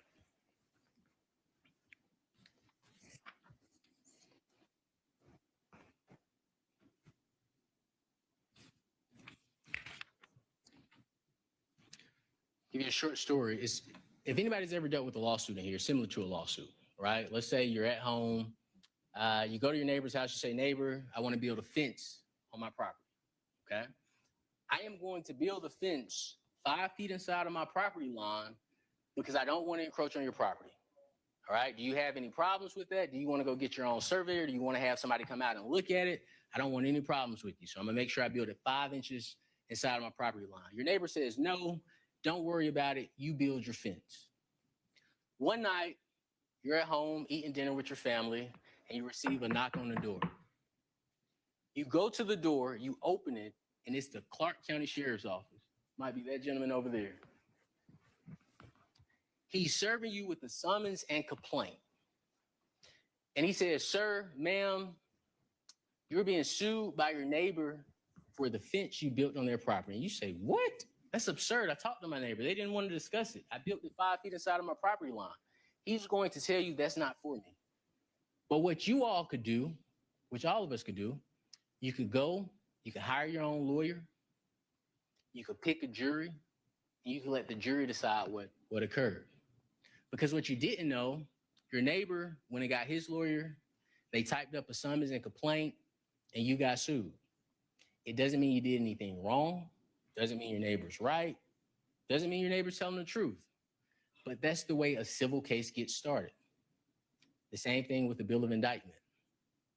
It's just the way a criminal case gets started.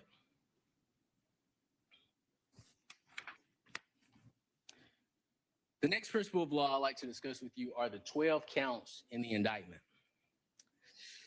The sole issue in this case, it may make deliberations very simple for you all. The sole issue, everything that is charged in this indictment, we believe occurred. The sole issue where we are on opposite ends of the earth is whether or not Mr. Faust committed these crimes. That's the sole issue you have to decide. Has the state presented enough evidence that Mr. Faust committed these offenses? Malice murder, it's the first count in the indictment. And you're going to have these jury charges. The first element of malice murder, and this is the only question you have to answer in regards to malice murder, the first element is that the defendant, in this case, Mr. Faust, caused the death of another person. That's the only question you have to answer in regards to malice murder. Did Mr. Faust, let me change that, did the state, because it's their burden, did the state present enough evidence to you to prove beyond a reasonable doubt that Mr. Faust, and I hate to use this language, but murdered Miss Baker. I'll tell you they didn't, and we've discussed it. No house, no fouls. They didn't present any evidence placing Mr. Faust in the home. That's first and foremost. None. They admitted in opening statements, they can't even tell you how he got into the home. Right? And I'm telling you what their argument is going to be. It's going to be choose anybody that was walking in the neighborhood.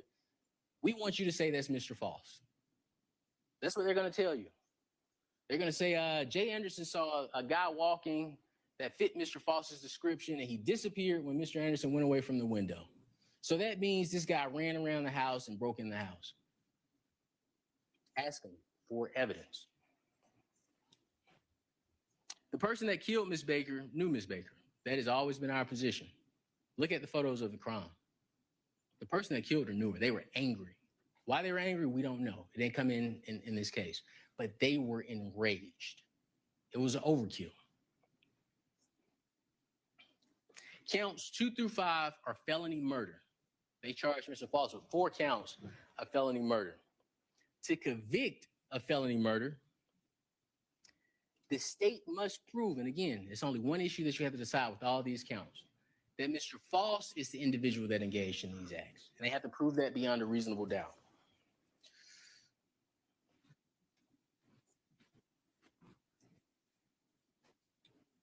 We've addressed counts 1 through 5. Count 6, burglary.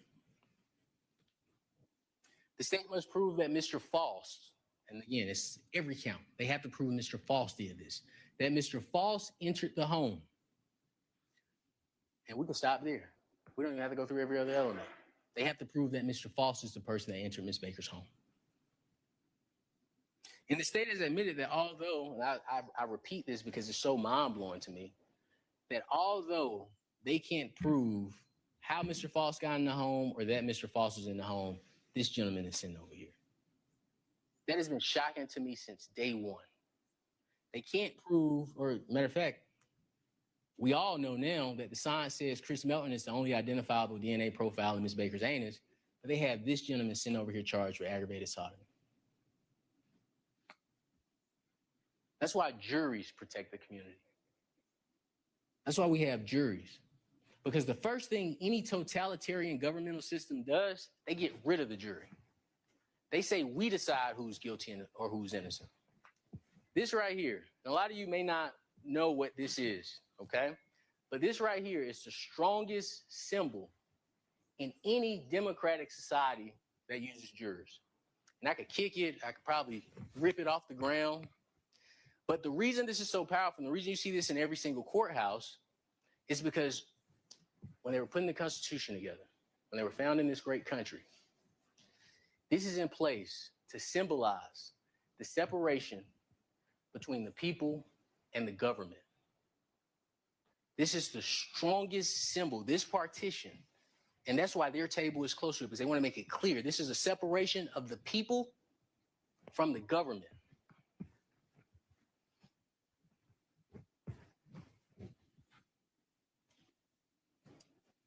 Oral sodomy. The state must prove that Mr. Faust forcibly and against Miss Baker's will, and they presented no evidence of that. And I think this is significant. And I may say this wrong, but I'm gonna say it, so please forgive me. And if I stumble over my words, please forgive me. Elizabeth Bigham was the person that decided who raped Miss Baker and who didn't. She had 2 options. She had Chris Melton, she had Mr. Faust. She was the one that had to make the call. She was the lead investigator on this case. So it wasn't Miss Baker saying, hey, this is who did it to me. Miss Baker had Caucasian hair everywhere. She tried to leave him something. But Elizabeth Bigham is the person that made the call. And despite all the evidence in this case, and she told you that she reviewed her entire case, for everything in this case that I've seen, she's seen. Instead of saying, hey, you know what, let me follow the evidence, she sets a meeting with Chris Melton and tells Mr. Melton, look, this is what we need to do. She hasn't talked to Mr. Faust. She doesn't know Mr. Faust at this point. It's just, this is what we need to do. I'm going to go after this other guy. So when you think about these charges, I want you to think about them in context. in the context of why we were here. There isn't a person saying that Mr. Faust did all these terrible things outside of the person who had to make the decision on who to pursue. And they chose Mr. Faust. So they have to present evidence supporting that Mr. Faust was engaged with Ms. Baker without consent. And the court is going to tell you that. You're going to hear it in jury instructions. They have to prove that any contact was without consent. And Mr. Faust can't answer that question for you. They snatch him up 24 years later. Chris Mellon has been answering the question for 23 years, or 25 at this point. And his answers, lies, lies, lies, lies, lies. A person lied to me one time, I'm done with him forever. If somebody could take an oath before God and get on this witness stand before God and lie, is that somebody you could trust? He's shown police multiple times he's willing to lie. He said 7 times he saw her 10 days and switched it for him. And then he came here and said the same thing. Oh, I was mistaken on the 10 days. You know, Liz, he called her by her first name. He actually has a nickname for her. He calls her Liz. You know, Liz reminded me that it was actually 5 days when I saw her. He's a liar. He's not truthful. Mr. Yalamachili told you the purpose of a case, any trial, is to find out the truth. You don't build a case to find the truth based on liars and lies. And this is what this case has been.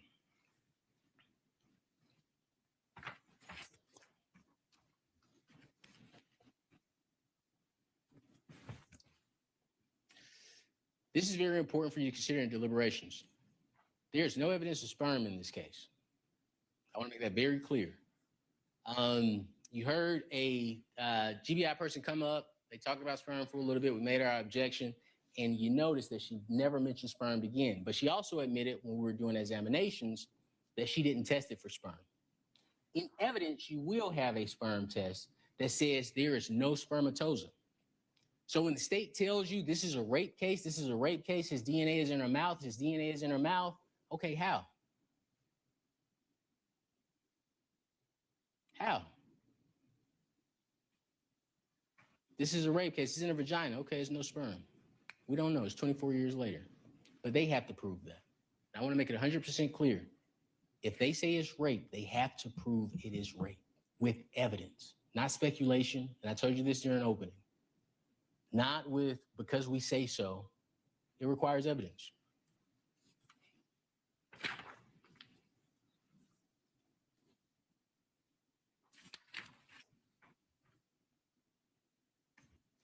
Count 8, rape, as I just mentioned, I want to make it clear. No assumptions, no stereotypes. You make your decision based on evidence. The state wants you to rely on assumptions. They want you to make leaps. Not inferences, they want you to make leaps. They want you to assume things. They want you to have stereotypes. Base it on the evidence. And when we chose you as jurors, when Mr. Faust chose you as jurors, we chose people that we felt followed procedure, respected the law, and were required evidence to be presented.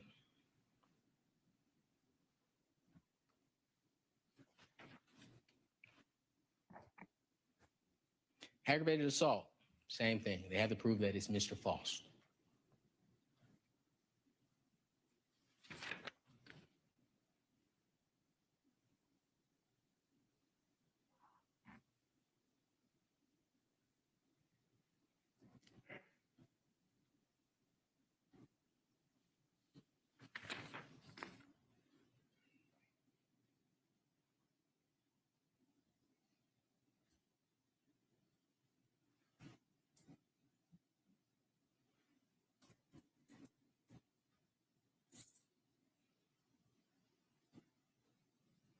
And finishing up, I thank you all for your patience. Just want to make sure I cover all bases. I believe I addressed the whole drainage theory. It is not possible.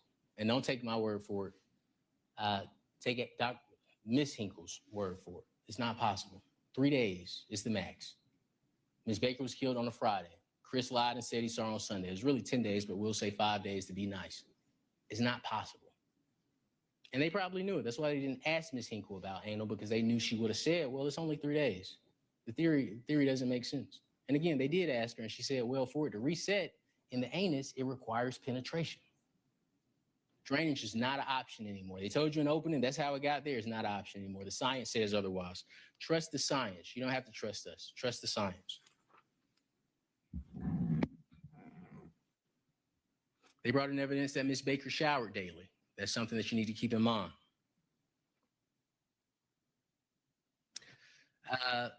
Dr. Falzone, he was the medical examiner in this case. I just want to make it clear. He has made clear there was an anal sexual assault. State can't dance around that. He made it clear the injuries were consistent with sexual assault to her anus. Count 11, arson in the first degree. Again, they have to prove that Mr. Faust committed that offense. Possession of a knife during the commission of the crime. Again, they have to prove Mr. Faust. That's the only question. Has the state presented enough evidence to you to say that this was Mr. Faust?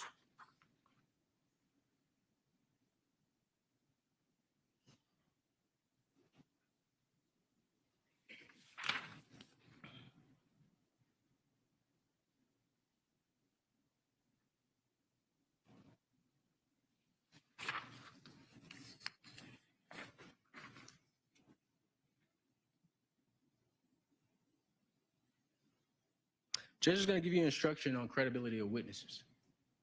Remember who was honest in this case. John Newton, he was honest. Bill Teeter, he was honest. The physical evidence, it is honest. The science, it is honest.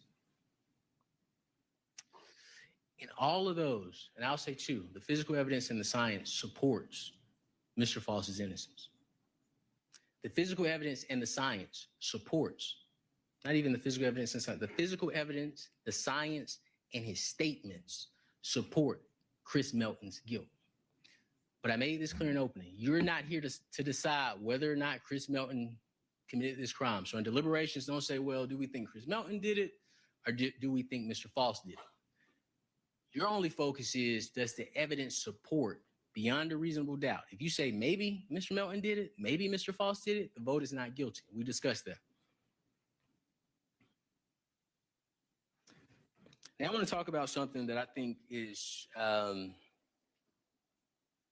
significant in this case, and I'm sure you're all aware of this because we talked about it in jury selection.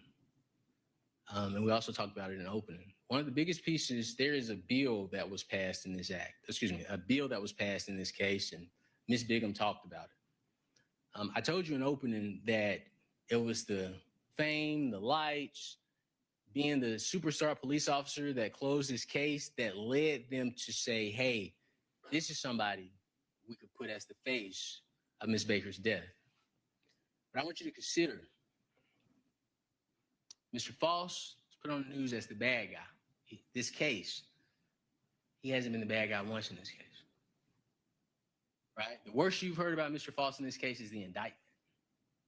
They spent, and listen, I took to heart when people said, hey, we got stuff to do. We got to get out of here. We can't stay here 6 weeks. We can't stay here 8 weeks. We can't stay here 4 weeks. They spent 7 days defending Chris Melton. Think about how long you've been here. They spent 7 days on Chris Melton and 2 days on Mr. Faust, maybe 3.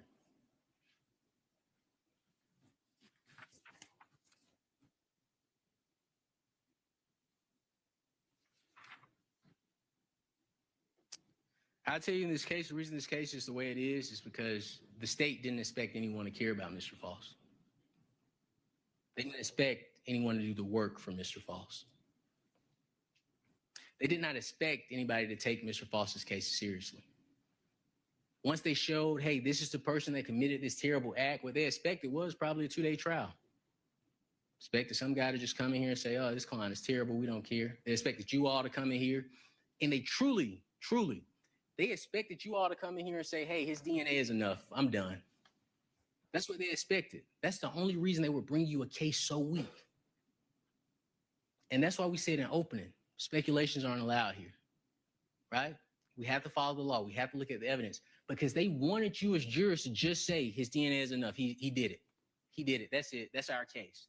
And that's why they spend so much time in open and talking about these numbers. Oh, it's so big, it's this, it's that. Because they want you to say, we don't care about the evidence. His DNA is enough. The state could do that. You are the protectors of this community. We don't do that. If we put people away, we put them away with evidence. It's rules to the law. They have to follow the law. And you tell them, bring us the evidence because we're going to do our jobs. We're going to abide by our oaths. They want you to convict on emotion, speculation, assumptions. They want you to believe Mr. Faust has to explain his DNA. The judge is going to tell you he absolutely does not. And the way she's going to frame it is Mr. Faust doesn't have to present any evidence. They have the burden of proof.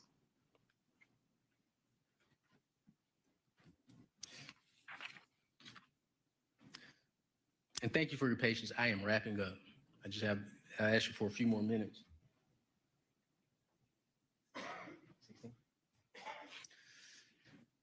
The next principle I'd like to discuss with you is the presumption of innocence. That is a very, very, very powerful principle. In America, every person that has to be charged with a crime is presumed innocent. And we do that for humanitarian reasons. It would be terrible for someone who didn't know anything about a case to presume that someone is guilty, to presume that someone committed something just because they are charged with the offense.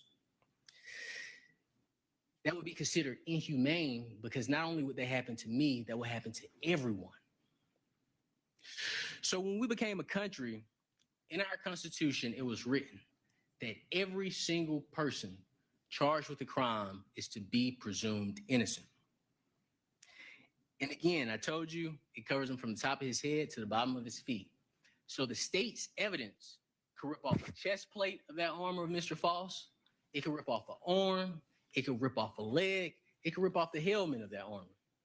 But if there's a piece on the elbow, if there's a piece of armor left on the knee, just as Mr. Faust walked in here and met you all 3 weeks ago, that presumption is not guilty.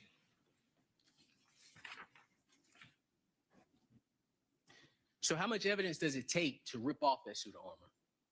And who has to present that evidence to rip off that suit of armor? And we've already discussed that the state has the burden of proof. And the next principle I would like to discuss with you is the burden of proof. The state has all the resources, okay? Mr. Faust is a single individual. All of us are single individuals. The state, they have the power of the state. They have the money of the state. So when it comes to bringing cases, they have the power. They have the resources. That's why they have the burden of proof. So where's all the evidence that they have to marshal in with so much power to say that this person committed this crime? It's not a flip of the coin. It's not a maybe I believe he did it. Maybe he did it. He might have did it. They have to bring in so much evidence that it rips off that entire suit of armor. And that standard is known as proof beyond a reasonable doubt. And we discussed what proof beyond a reasonable doubt means. The judge is going to tell you the lack of evidence. The lack of evidence. If there's some evidence you want to see that you don't see, the lack of evidence is a reason to doubt. And you tell the prosecutor, you didn't prove your case. Don't ask me to convict someone when you don't present the evidence. Ladies and gentlemen, it is your verdict. This is your courtroom. It is your decision as a body. And I told you in opening, I was going to ask you individually and as a body to render a not guilty verdict for Mr. Faust. You're going to get a verdict form. And I believe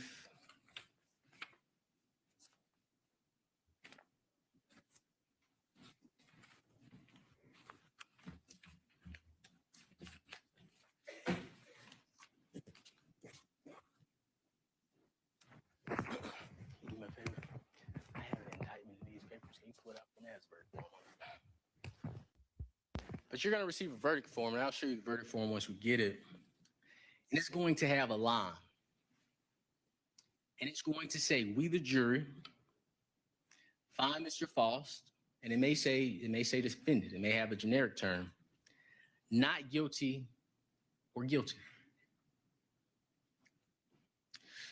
And you, individuals will write in not guilty or guilty.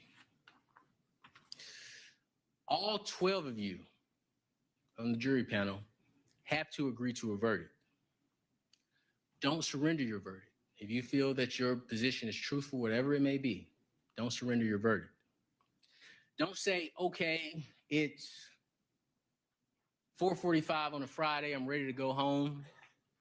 Thank you. Let's just go ahead and check this off because I want to go. Don't do that, because once you render your verdict, that's it. You can't come back and fix it. You cannot come back and fix it. So you took an oath. Follow that oath. I know each and every one of you will, because otherwise Mr. Faust would not have chosen you to sit on the jury. He would not have chosen you to decide his fate. I took an oath as well, and I didn't stand up to take my oath, but I also took an oath. And I'm going to have things to tell you. The prosecution is going to get up. They're going to make their argument. But due to the rules, I cannot say another word to you. This is my last time. This is Mr. Faust's last time having an opportunity to say anything to you. So they're going to say things that I am going to disagree with, but I won't have another opportunity to speak with any of you. I may think of something later that I forgot to say, but Mr. Faust trusts you. He trusts you with his life. We trust you. I want to thank you for your time and your devotion to this community, the United States of America, as well as the state of Georgia. In regards to malice murder, which is count 1, we ask you to vote not guilty. In regards to felony murder, count 2, we ask that you vote not guilty. In regards to felony murder, count 3, we ask that you vote not guilty. In regards to felony murder, count 5, we ask that you vote not guilty. In regards to burglary, count 6, we ask that you vote not guilty. In regards to aggravated sodomy, count 7, we ask that you vote not guilty. In regards to rape, count 8, we ask that you vote not guilty. In regards to aggravated assault, count 9, we ask that you vote not guilty. In regards to aggravated sodomy, count 10, we ask that you vote not guilty. In regards to arson in the first degree, count 11, we ask that you all vote not guilty. In regards to possession of a knife during the commission of a felony, we ask that you vote not guilty. Court's indulgence.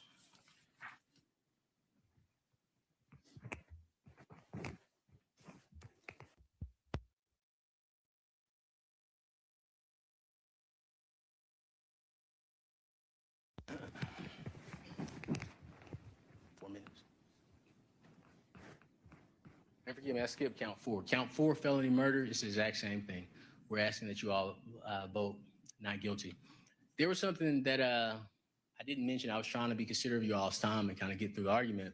But there was something said by Agent Bigham, and I'll end on this note. She stated that Chris Melton's DNA was supposed to be there. There was her statement to you all when we asked about the DNA. Something that isn't appropriate in this case is to assume that because someone is a boyfriend and the timeline doesn't fit, that they are entitled to someone's body. Ms. Baker could tell Mr. Melton no. His DNA being there doesn't automatically mean he has access to her. And I would tell you all to reject that statement from Ms. Bigham, but also use that to judge her credibility. She would rather tell you that Mr. Melton's DNA is supposed to be there, despite it being in a place he said that it shouldn't be, right? They're saying, hey, this guy may not have committed this crime. She chose Mr. Faust's DNA as the DNA that shouldn't be there versus the guy that told her, yeah, my DNA shouldn't be there. That isn't anything that she did. But I submit this case to you all. I want to thank you all for your time, your attention, and your patience with me throughout this trial. On an ending note, if I have done anything to offend anybody, please forgive me. Hold it against me. Don't hold it against my client. I truly apologize. I promise you it was not intentional. But again, I want to thank you for your time. I want to thank you for leaving your lives to hear this case. We trust you. We ask that you find Mr. Faust not guilty. All right, thank you, counsel. Ladies and gentlemen, we are going to take a 15-minute recess. It'll be a good time for restroom break. There are refreshments in the jury room for all of you. Ladies and gentlemen, we will be adjourned for 15 minutes. You may rise and go into the jury room. Don't deliberate on the case. Thank you.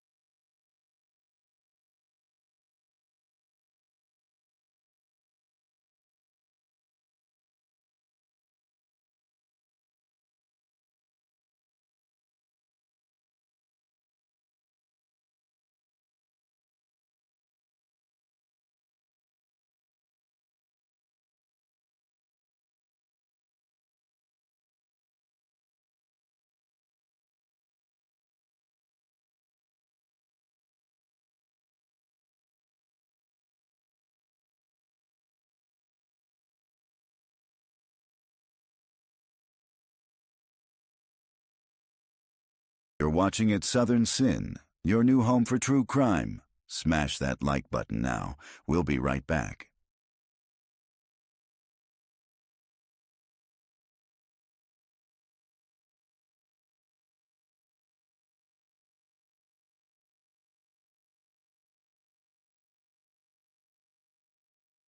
Hit us in the chat if you think the defendant is guilty or not guilty.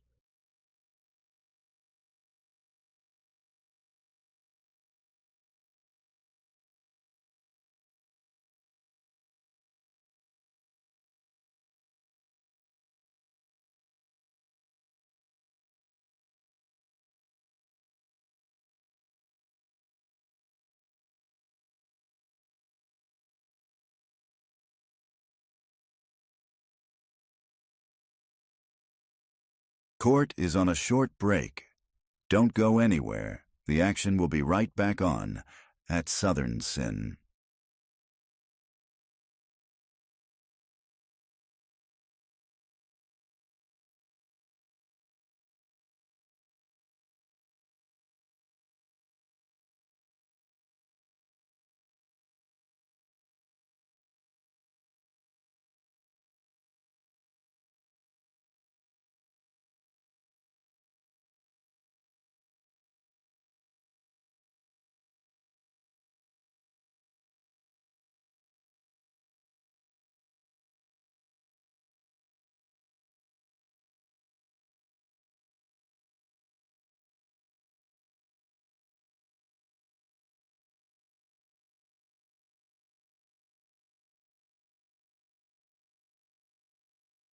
More twists in the search for Nancy Guthrie. A new note arrived in a media outlet's inbox in similar fashion to the alleged ransom note sent last week. Was it sent by the person that we see in this chilling video? No ransom demand this time, just someone claiming they know what happened to Nancy Guthrie and they want money for what they know. Catch the full episode on the link above.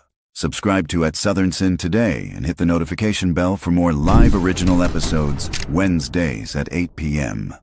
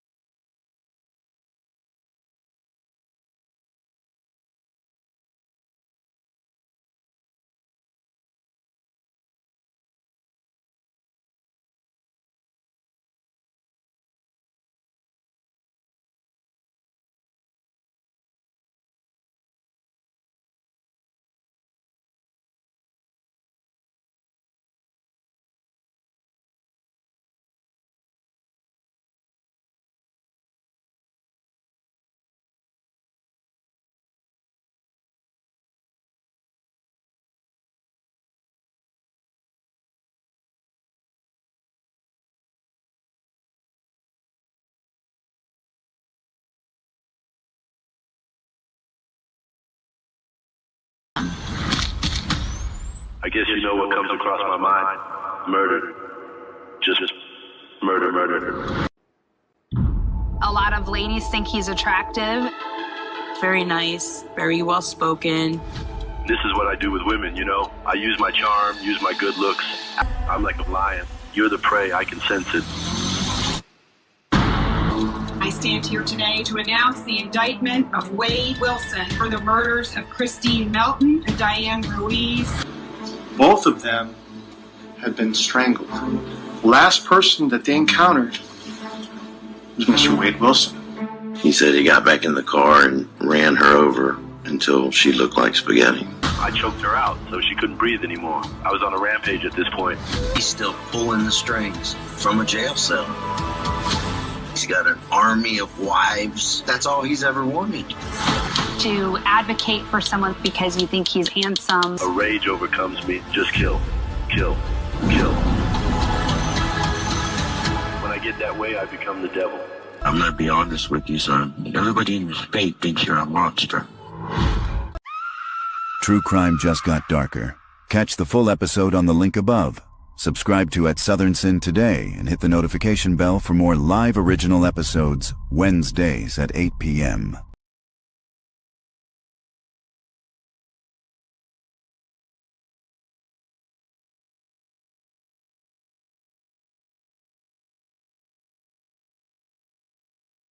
Is this Mr. Lloyd, Markeith Lloyd? All right, thank you. Let's go ahead and begin these first appearances. Sir, you're here for the charge of murder of a... There ain't no Markeith Lloyd. Who are you? All right, you're here for murder of a law enforcement officer, attempted murder of a law enforcement officer, carjacking with a firearm, aggravated assault. May I have your name, please? Is this... Markeith Lloyd was captured, wanted for the murder of his pregnant girlfriend. For real, you not about to kill me and the baby. This man, he has to be stopped. But no, you need a greater force than that. I'm not going to live past 25. Most wanted man in Florida is waking up in a hospital this morning. Police captured Markeith Lloyd Tuesday night in Orlando. Catch the full episode on the link above. Subscribe to At Southern Sin today for more exclusive crime episodes.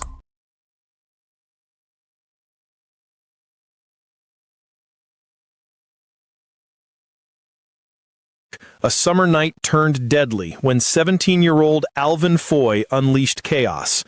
On July 25, 2020, Foy and Jameer Manning fired 31 shots into a crowd on Essex Street over a petty dispute. A stray bullet struck 18-year-old China Forney, a high school senior, in the back, killing her as she fell in a friend's arms. Prosecutors presented surveillance and ballistics, proving Foy fired the fatal shot.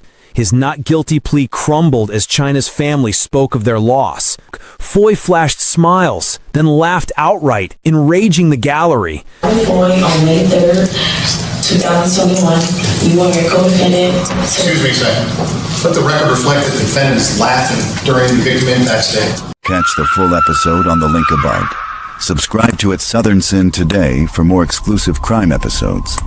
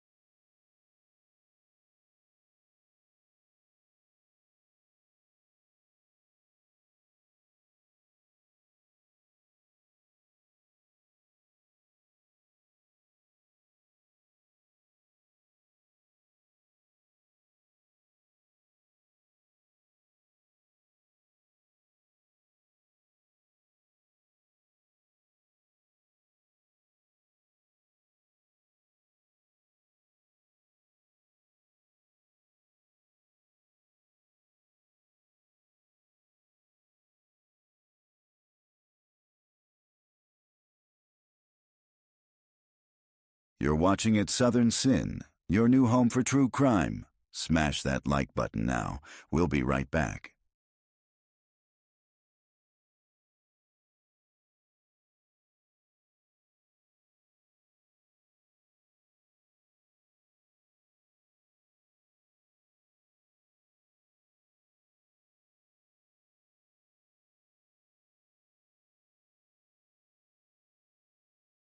Hit us in the chat if you think the defendant is guilty or not guilty.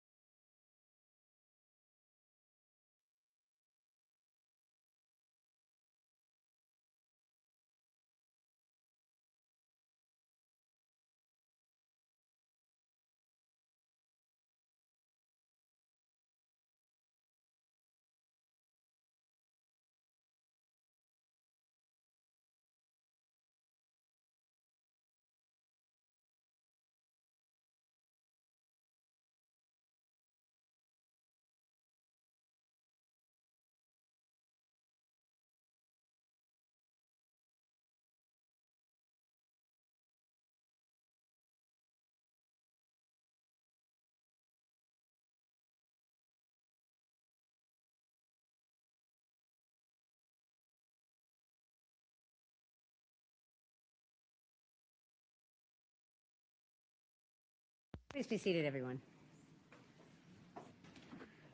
All right, ladies and gentlemen, we are ready to resume with concluding arguments. Mr. Yalamanchili. Thank you, Your Honor. If it pleases the court.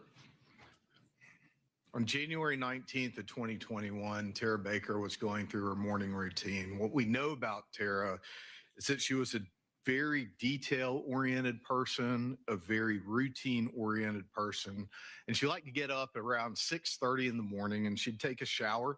She'd eat her breakfast of cheese grits, good Southern staple.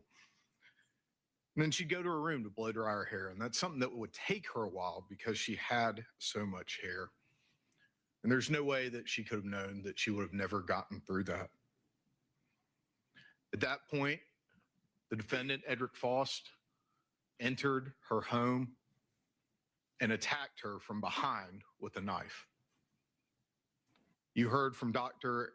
Falzon, who talked to you about the mechanism of that injury and the fact that it would have pierced her jugular vein and would have come from behind in this manner, which is consistent with the defensive wound that she has to her left hand.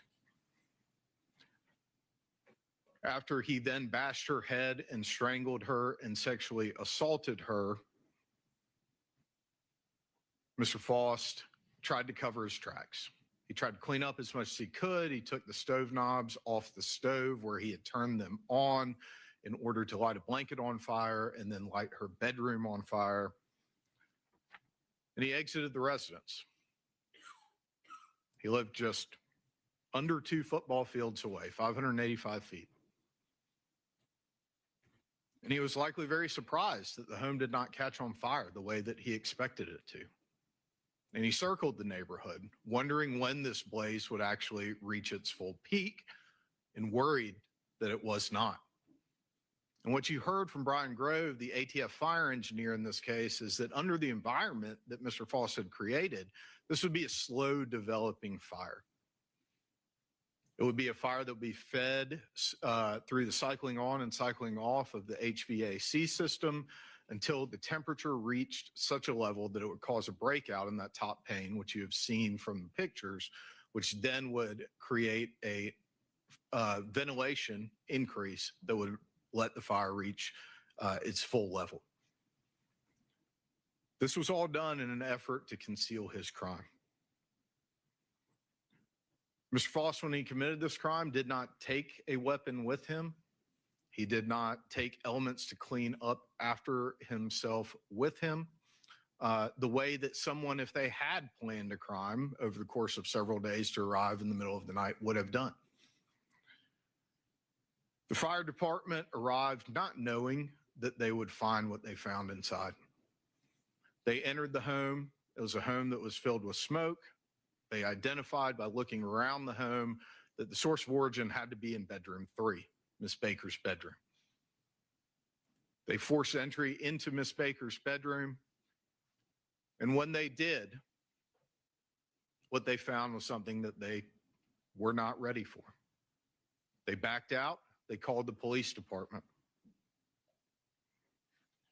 The police arrived on scene to find the badly burned and beaten, stabbed and strangled body of Miss Tara Baker.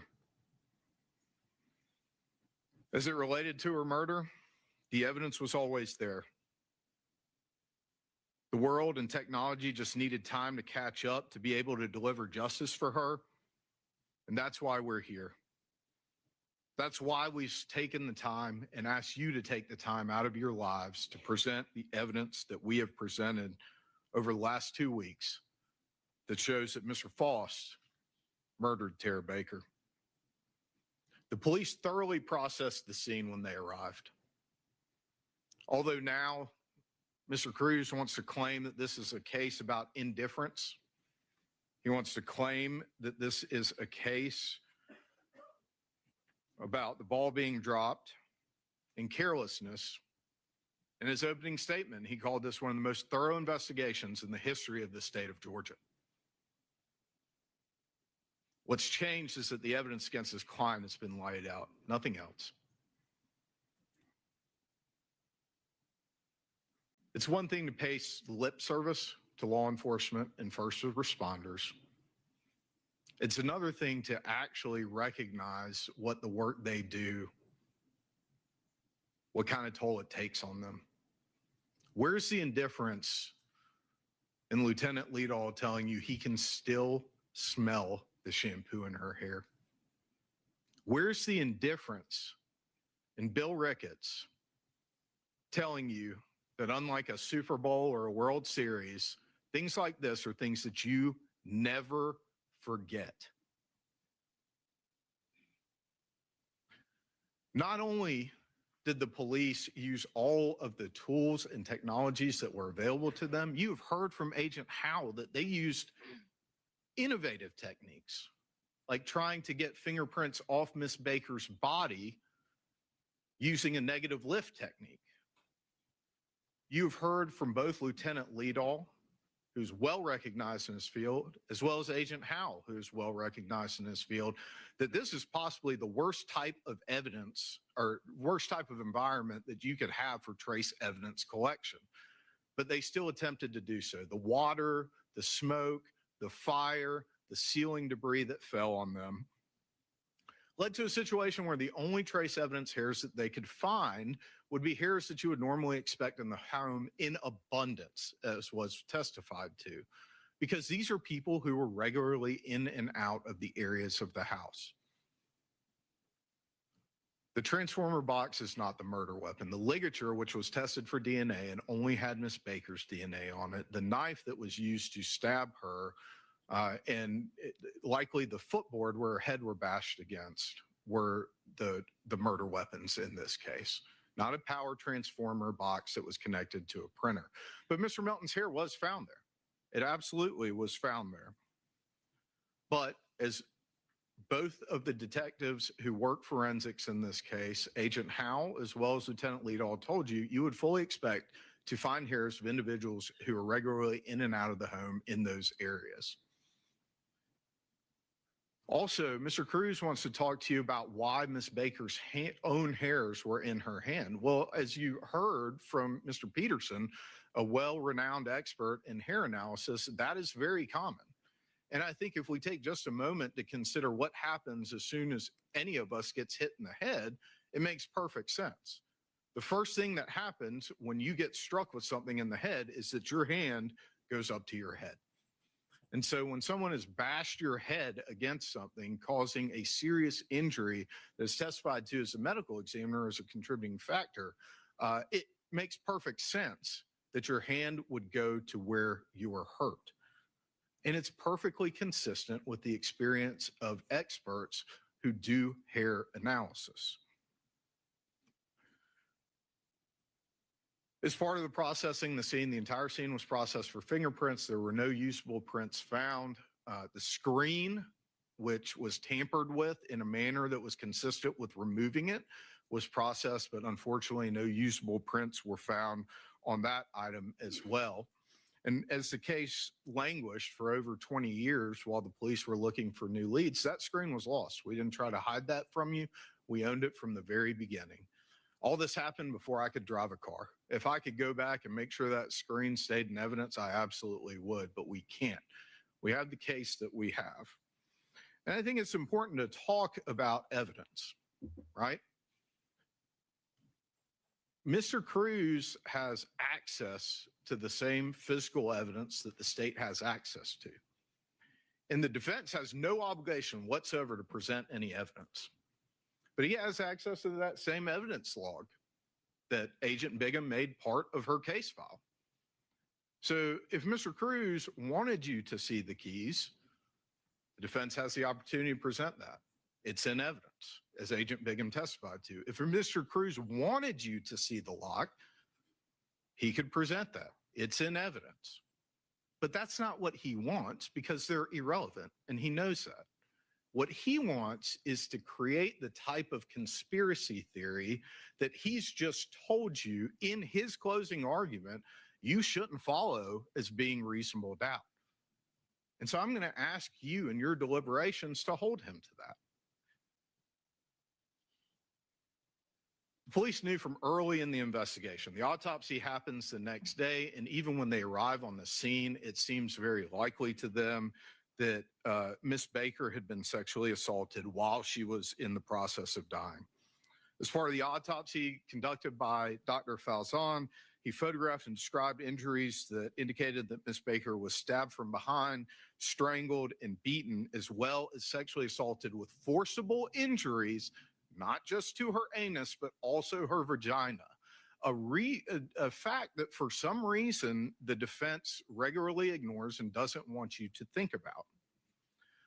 Dr. Faust, due to the fact that there were injuries and indications of sexual assault, did what he always does, which is to take oral swabbings, vaginal swabbings, and anal swabbings.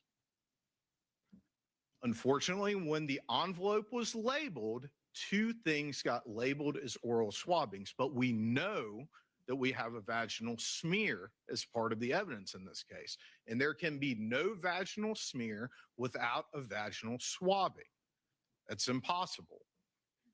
And so that's how everyone knows that one of those oral swabbings was a vaginal swabbing.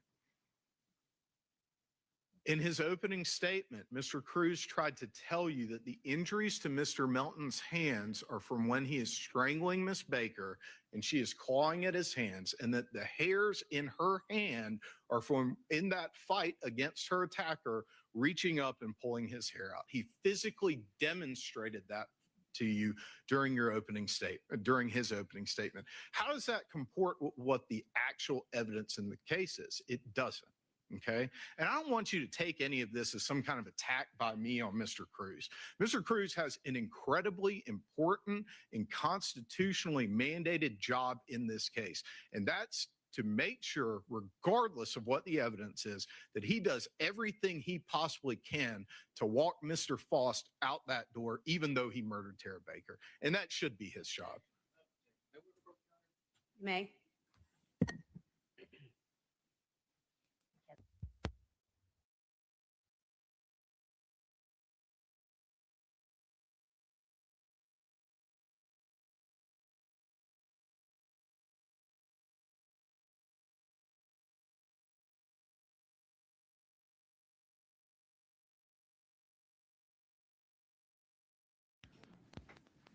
That is his job as mandated by the Constitution, and he is doing it as he should.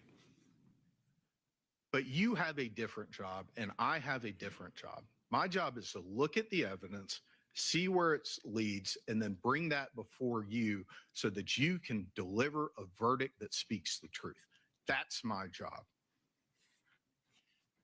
Mr. Cruz has tried to manufacture moments of doubt for you.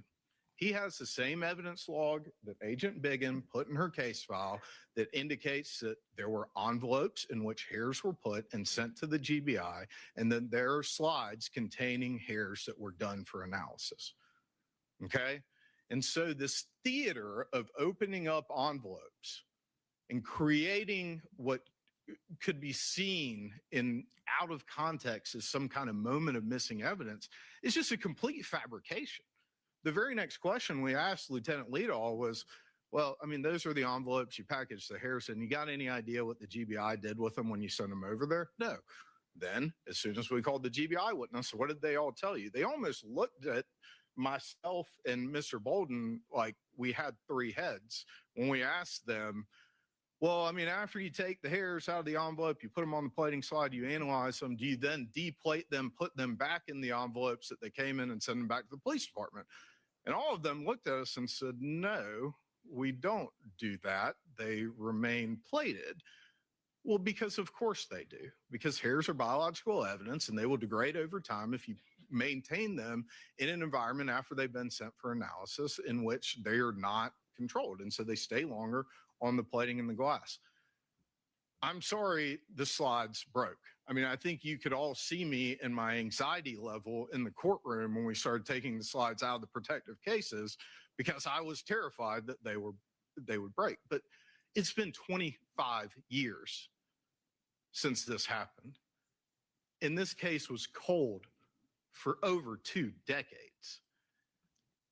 It's something that's unfortunate that they cracked. But as everybody testified to, they were not cracked when they were analyzed, and it did not affect the integrity of the evidence. Ultimately, with the technology that was available over 25 years ago, law enforcement and the crime lab did not have the technology and tools with adequate sensitivity to identify the biological evidence that had been collected and preserved in the oral, vaginal, and anal swabbings that were taken. And we had to wait on the tools and technology to catch up. Besides collecting the physical evidence in the case, the police also did a canvass of the neighborhood. They did a canvass to see if anyone had seen anything, and they recorded whatever anyone would say. But at the time, they didn't have any leads to go on that yielded anything fruitful. They looked at every person of interest they possibly could. And this idea that political pressure is the reason we're here right now, if the police had allowed political pressure to guide their decisions, they would have arrested someone 25 years ago, but they didn't. They followed the evidence. They followed the evidence in the case. What we would ultimately learn is that Mr. Faust lived less than 2 football fields from Miss Baker. He lived just 585 feet with a direct line of sight to her home. We've learned that the description given by several witnesses in the area was consistent with Mr. Faust. At the time, we did not have him as a person of interest because he appeared nowhere in this case file that has tens of thousands of pages in it and over 100 hours of interviews. We would learn eventually that the sketch created by renowned forensic sketch artist Marla Lawson, based on the descriptions that were given by the people who saw Mr. Faust walking around the neighborhood, were consistent with Mr. Faust's appearance as it was just 2 weeks or so after the crime was committed.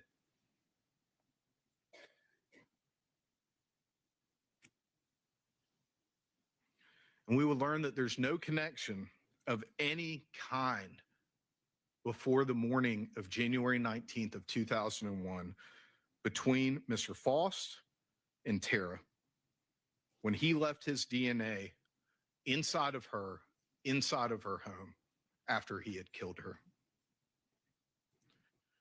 We learned that Mr. Faust's DNA was present in Tara's mouth and vagina, even though he denied ever having spoken with her or had any contact of any kind with her or anyone who lived in Deer Park.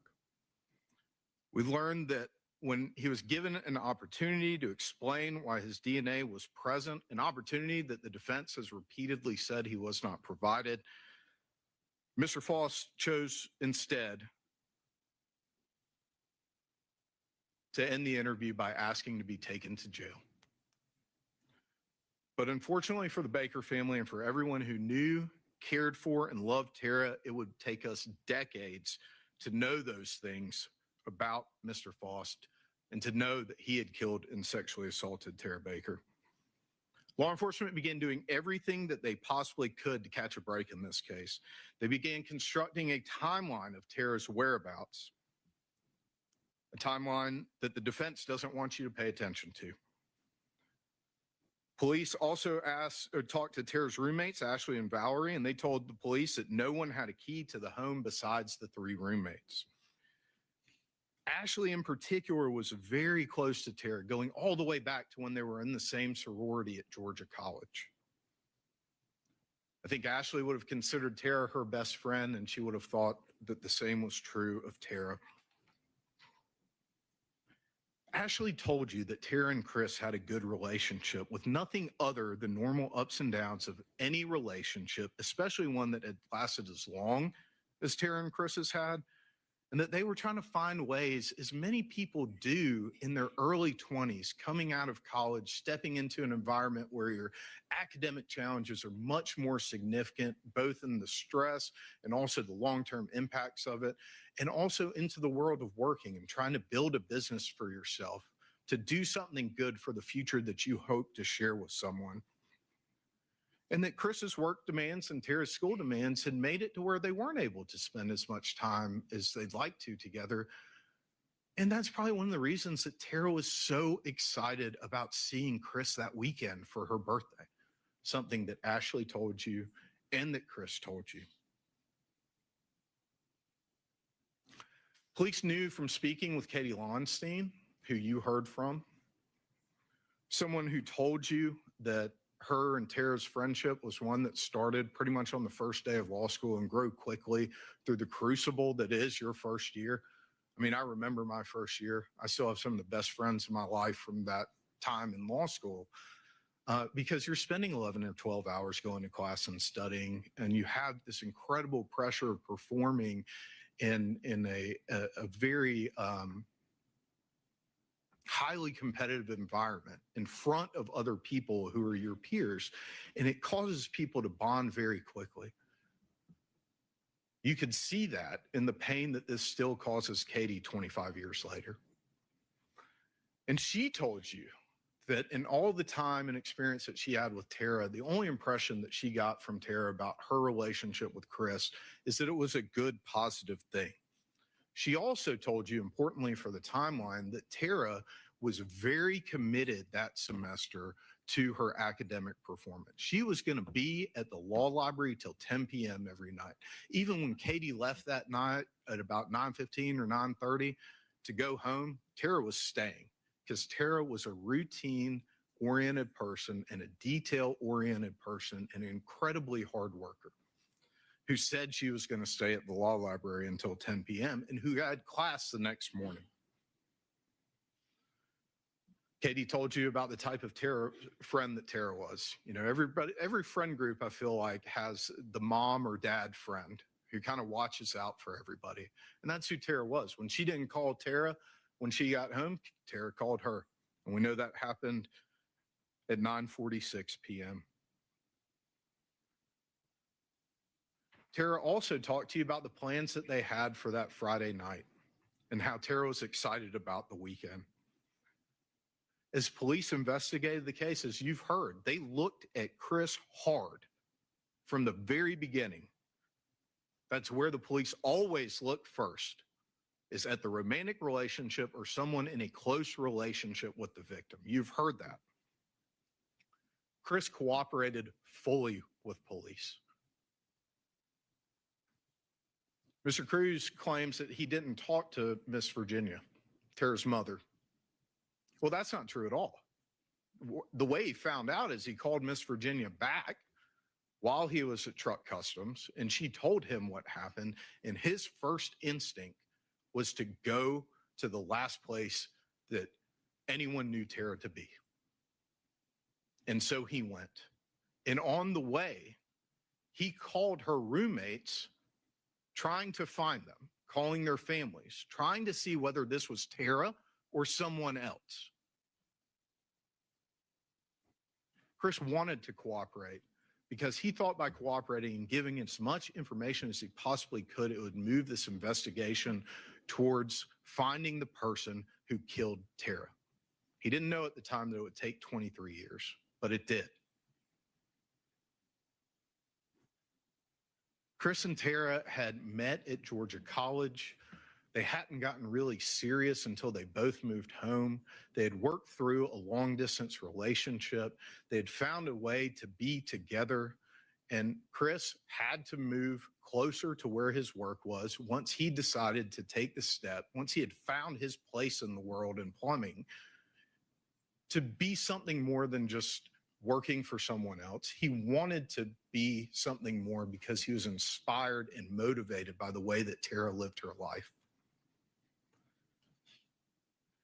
And, you know, to Ashley, she sat up on the stand and she told you, you know, to me, it kind of seemed like it was a relationship that seemed destined to end. And I could see that. I mean, I'm sure Tara's family may not have felt that Chris, without a college degree and as a plumber, wasn't good enough for this woman who, by all accounts, sprinted ahead of the field all the time. She was on a mission to do the things that she wanted to do.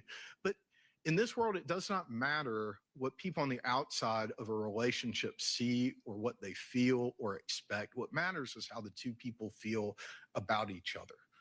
And what we know about how Tara felt about Chris and what Chris felt for Tara was that they loved each other, regardless of whether the world thought that they were similarly yoked or mismatched or anything else. And am I telling you that two kids that were 23, 24 years old were definitely going to get married and go on to live, you know, together for the next 60 years until they pass away in bed next to each other? No, you don't know what people are going to do or how life is going to unfold. But what I'm telling you is there is not one shred of evidence, not one single shred of evidence that indicates that Chris Melton was angry with Tara, would hurt Tara, or wanted her dead. In fact, the exact opposite is what her best friend said. She said, he was the sweetest guy in the world. I never saw him be anything but kind towards her.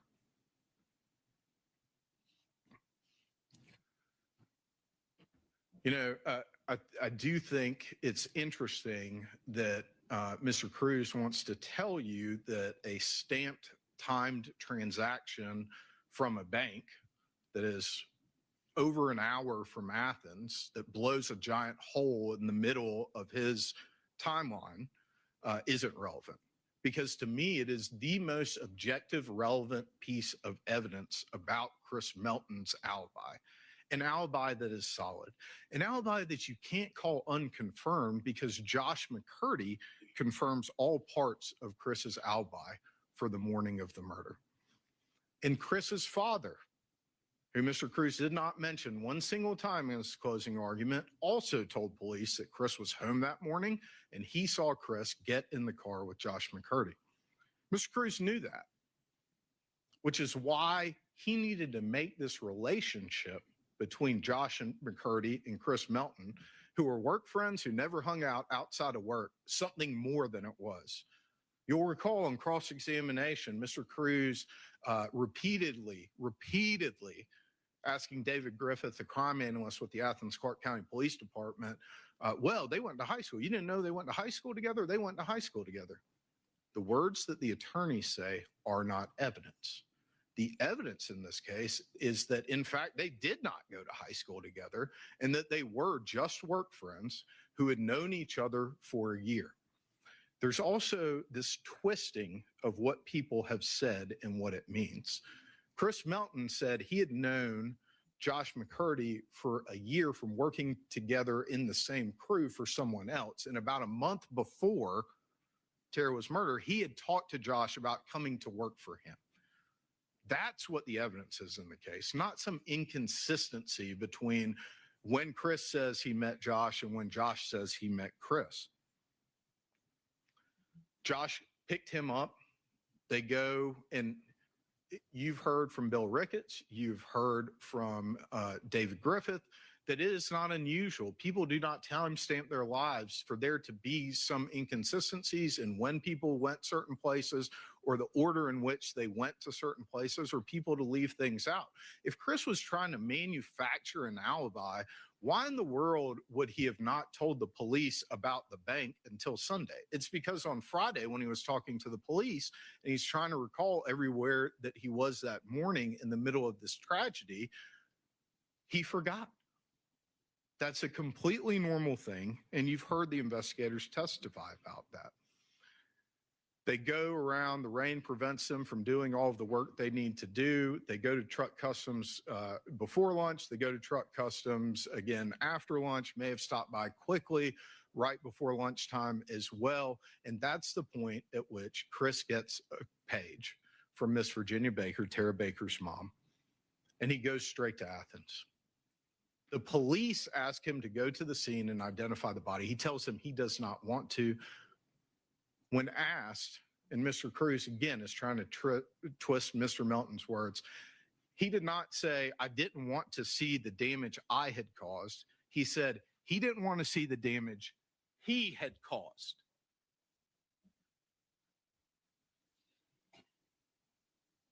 So Chris goes to the scene to ID Tara so that her family won't be forced to do it.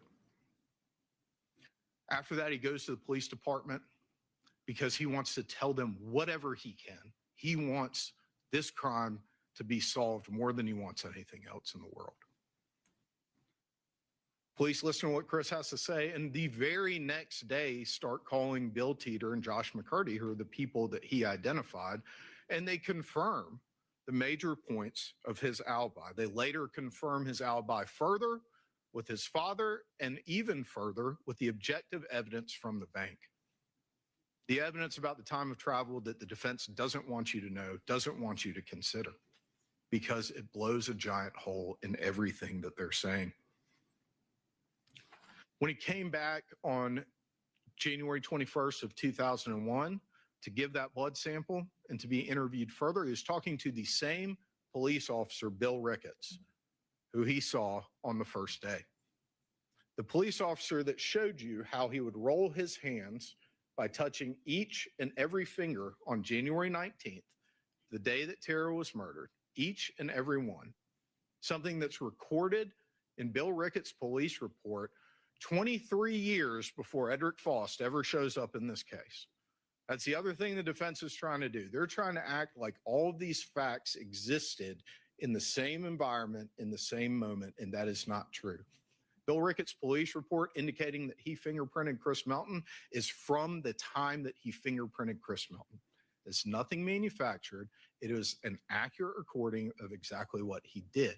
And what he told you is that he and no other police officer that testified, or any police officer in the Athens Clark County Police Department or GBI or anywhere else, saw any injuries to Chris's hands, the things they would have absolutely been looking for because they were looking at him as a person of interest.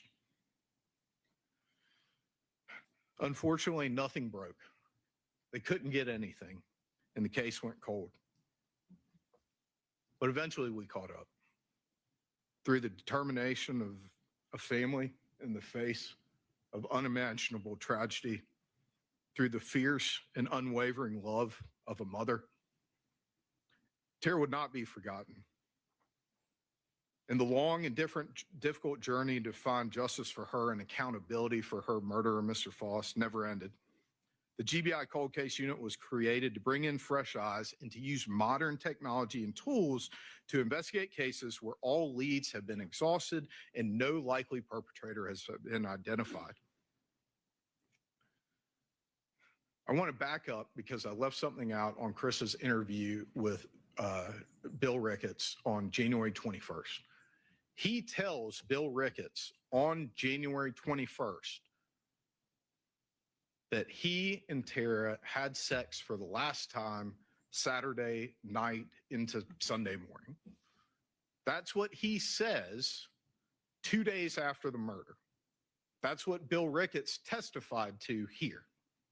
So this idea, this false idea that somehow the first time that Chris Melton ever said that he had had sex with Tara within roughly 5 days of her being killed by Mr. Faust was in 2024 because Agent Bigham put that idea in his mind is completely untrue. It is completely false. Agent Bigham was reminding someone, as they would do for any witness in any case that had taken 23 years for them to talk to them for the first time, of the fact that, you know, hey, at the time you said this, okay? And if Mr. Melton was trying to make up a story in order to make things make sense, then he would have just followed their direction. But here's the really interesting part about that. They were wrong at the time, and they just didn't know it yet as far as where the DNA was found, okay? And Mr. Cruz, although he's saying to you that he doesn't want to follow any conspiracy theories and that conspiracy theories are about reasonable doubt, is also trying to tell you that the time that the police and the crime lab were able to determine that what they thought about where the DNA was came from Agent Bigham, that's not true at all. You heard Ashley Hinkle testify on May 10th, the day after they interviewed Mr. Faust. The day after, they go back and they get a known sample. They take the known sample to the crime lab and they run it. And then what did Ms. Hinkle tell you? She's got these two things that are both labeled as oral swabs, but they're showing different results on profile. So what does that indicate to her in the context? Context is important of what we know about the rest of the evidence. We know from the medical examiner's report that there were vaginal, oral, and anal swabs taken. So I've got these two oral swabs. They're showing different results. This says that there are oral, vaginal, and anal swabs, and I've got a vaginal smear. Well, then one of these is not an oral swab. It's actually the vaginal swab. Well, how do we figure that out? Agent Bigham didn't expert shot. If there were evidence of that, then Mr. Cruz has the ability to present it. No obligation, but the ability to, but there's not. They want the specter of things that they know not to be true. And so Agent Bigham takes the direction of the crime lab that says you should go see these people at Pure Gold. They're good at what they do, and they do it for all sides. And she sent the samples to Pure Gold. So we've got the two oral samples, and we'll talk about, go to the next slide. No, you're fine. Oral swabbings A, which was 2J at the crime lab. The profiles identified the first fraction skin cells.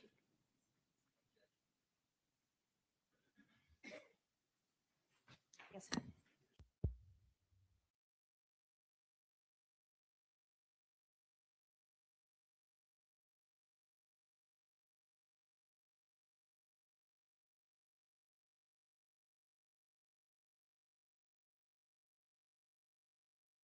Sakira Sims, she's a GBI crime lab scientist who testified The first fraction, skin cells, second fraction, sperm. The first fraction matches Tara Baker. That makes sense. These are swabbings that are taken from the person of Tara Baker.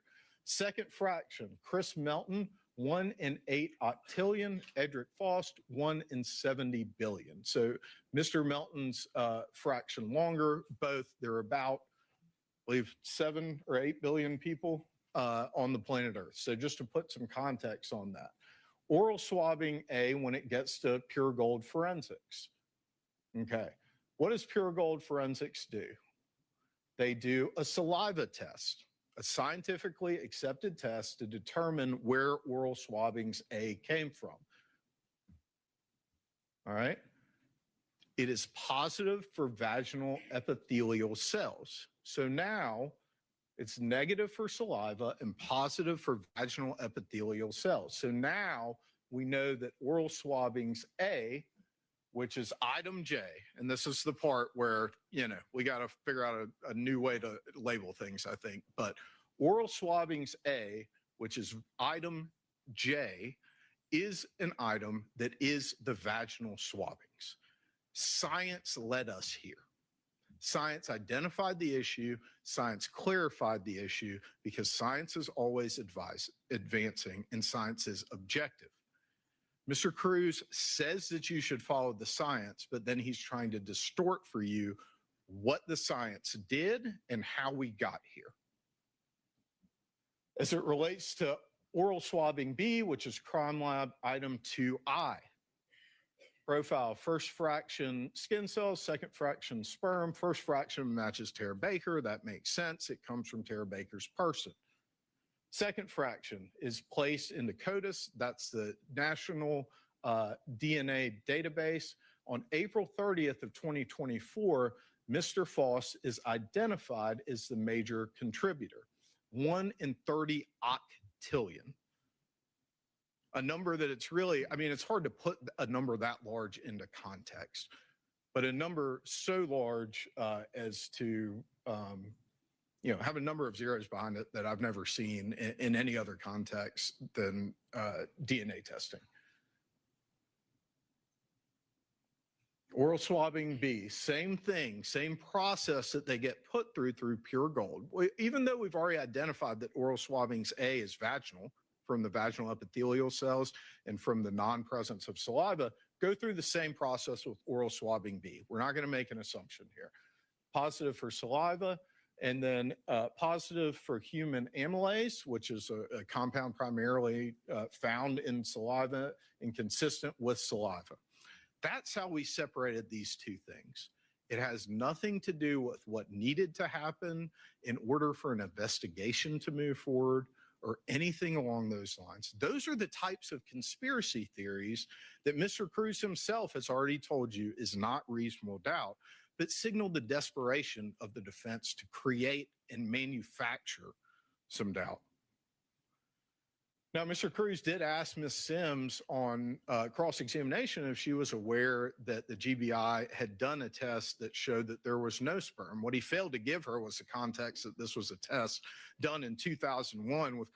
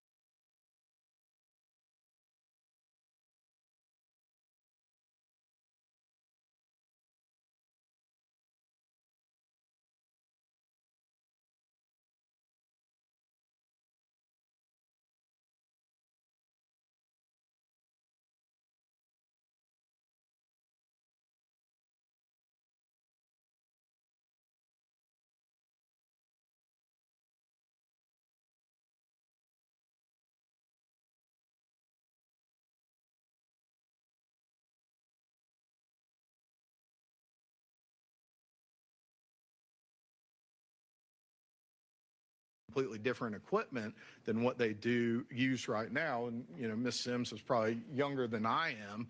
And so, you know, I doubt that she has any familiarity besides reading in a textbook what the GBI was doing back in 2001.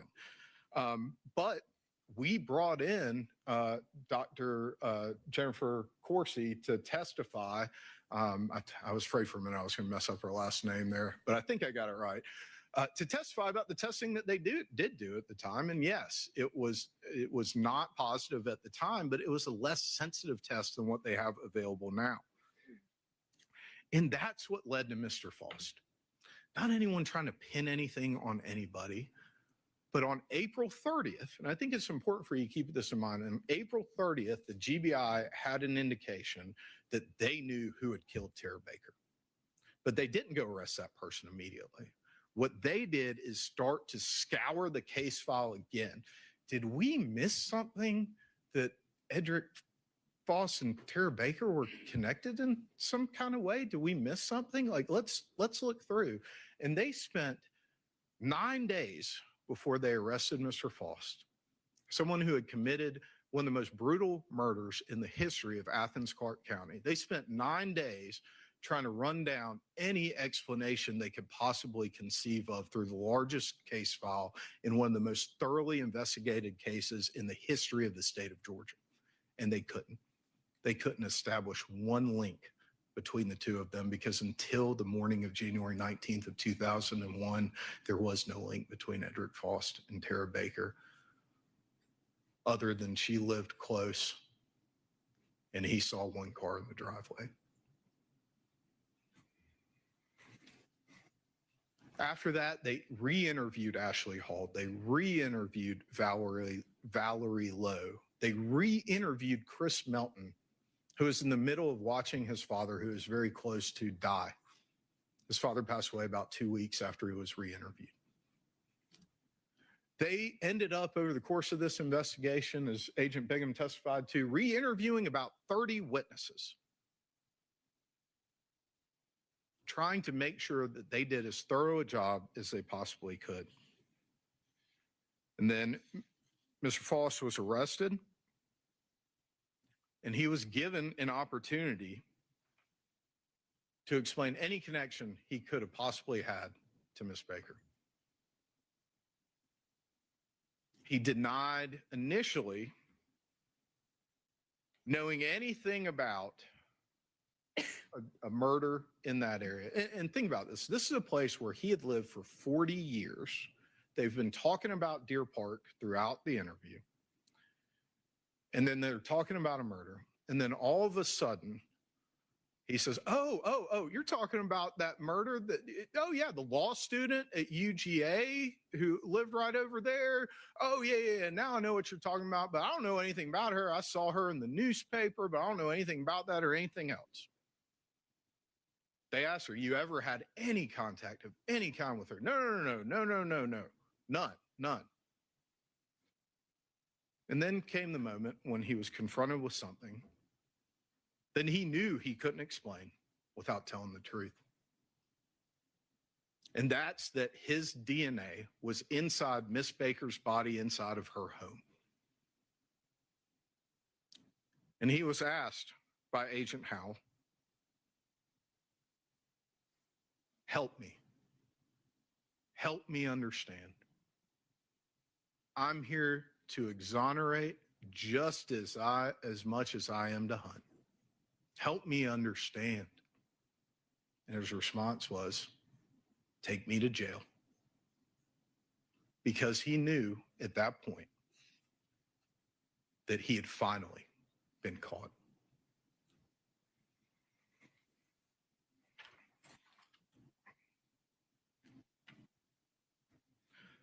The next day, we've already talked about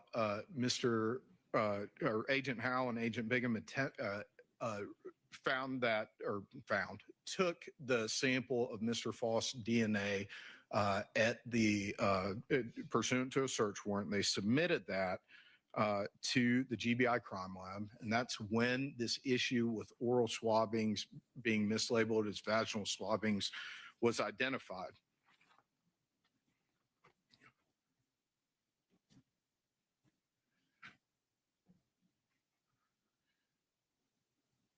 We've talked about this manufactured doubt, the hair envelope versus the slides, the keys and the locks, Josh and Chris being friends from high school, which was completely untrue, trying to distort the way in which the DNA was mislabeled and claiming that people somehow moved DNA around, which was just a red herring conspiracy theory, the mischaracterization of what hair was. Because in the mitochondrial DNA, Mr. Cruz specifically was asking questions about whether or not Mr. Melton could be excluded. He's completely leaving out the fact that Miss Hall, who was also a roommate of Miss Baker's, also couldn't be excluded.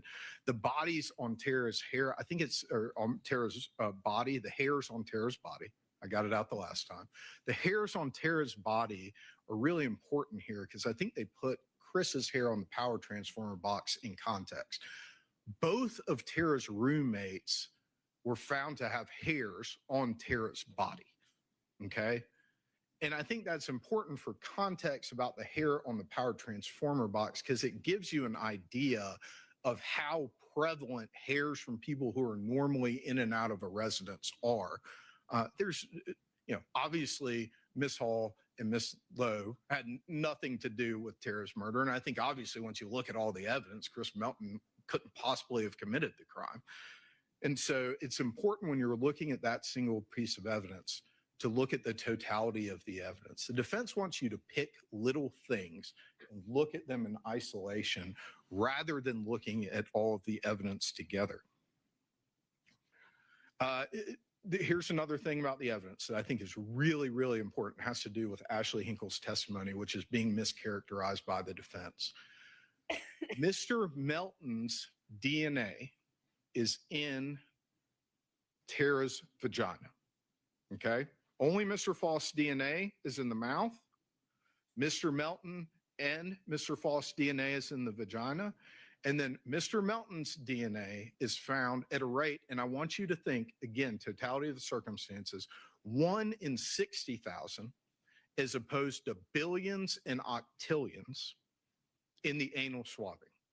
What Ms. Hinkle testified is that that timer resets with penetration. She's not talking about penetration of the anal cavity by Chris Melton. What she's talking about is there's a 7-day detection timeline in the vagina.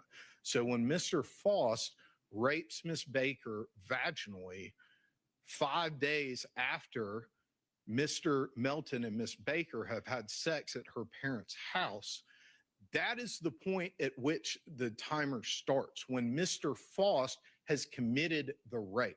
That's when it resets to, not this point middle of the week or that Saturday before. That's not what she was testifying to. That's not what the evidence is. And I would submit to you that when you're talking about matches in the tens of billions, 70 billion and octillions, and then you're talking about a fragment or a sample of DNA so small that it reduces to 1 in 60,000, you're talking about the type of DNA sample that comes from transfer or from drainage after a rape has occurred by Mr. Faust. That's completely consistent with the physical evidence. Mr. Cruz has tried to make a big issue out of Mr. Melton's hands. We've already talked about Bill Ricketts said, no, those injuries were not there on the 19th. But also think about how what Mr. Cruz has told you about the manner in which those injuries arrived on Mr. Melton's hands is not accurate. The strangulation did not occur with Mr. Melton's hands. They occurred with a ligature that Mr. Faust was using. And what did Dr. Falzon tell you about where hands would be for a ligature strangulation? It was very quick. I saw a lot of people taking notes. A ligature strangulation, the hands would be on the sides because you were pulling the ligature tight. So this, which is what Mr. Cruz described for you, is wholly inconsistent with both the fact that she was stabbed from behind, likely the first injury when she was caught by surprise, had her head smashed against likely the bedpost, and then is on the ground semi-conscious being strangled. That's why there's no DNA except for her own underneath her fingernails, because she was largely incapacitated so early during this attack. That's why there aren't claw marks in Mr. Melton's face if she had been pulling at his hair wildly, as Mr. Cruz needs you to believe in order to show that his client didn't commit these crimes. He needs you to ignore the evidence. The reason that we asked y'all whether or not you believe that individuals, there's one right way to respond to trauma, is because, people respond to trauma in all kinds of different ways. Okay. And I don't know if responding in a way that's different than what the majority of people would do is something that has really any evidentiary value that outweighs what the physical evidence and what other people are saying about the location of people tell us.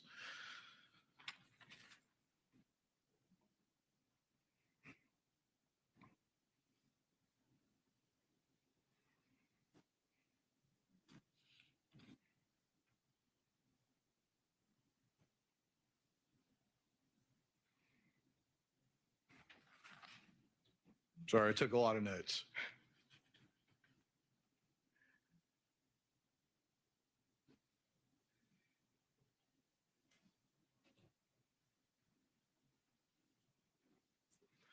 There's been a lot made of the fact that we met with witnesses before trial. I mean, I'm unaware of any trial that's ever been conducted, certainly in a 25-year-old cold case homicide, where you wouldn't meet with the witnesses before you called them up to the witness stand. I mean, frankly, I'd fire anybody in my office who had a murder trial where they didn't meet with witnesses. So again, you can consider that in whatever capacity that you want, but it is a routine and expected practice, and is basically malpractice not to talk to people before you call them as a witness in a trial. But again, that gets back to this, needing to throw these conspiracy theories out there. Mr. Melton's hands, why would you fingerprint him? The same reason that they collected hair samples from Valerie and Ashley and everybody else that's in and out of the house on the regular basis. It's so that if you have something, you have elimination samples. That was testified to during the course of the trial. Again, mischaracterizing the power transformer box as a murder weapon. It wasn't. I think all of these mischaracterizations, I think you should take in context of Mr. Cruz's own statement about if a person's not straight with you one time, then you're done with them forever. I mean, I think the defense has not been straight with you plenty of times during the course of this trial.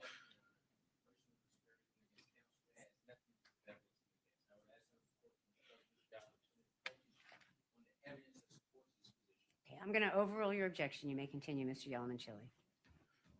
And Mr. Cruz is absolutely correct that Mr. Faust has no obligation to explain his DNA. I mean, he doesn't have an obligation to do it. He can't without admitting that he committed this crime. I agree with him that the state has the burden, and, it doesn't ever shift to the defense, and they don't have to prove anything. But he was given an opportunity to explain his DNA in his interview. And what he told police, what he told the GBI is just take me to jail. And that's because there is no obligation. Will you cue up the video?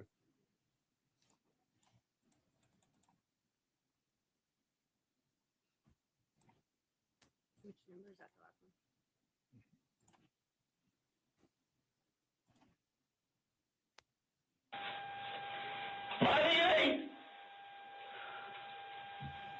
Man, it's been a long time. We've made so many advancements and things. If you can help us understand why your DNA is in that house, help us. I don't want to put your finger on the field. Help us. I'm here to exonerate just as much as I am to hunt. Y'all come on, take some DNA, right?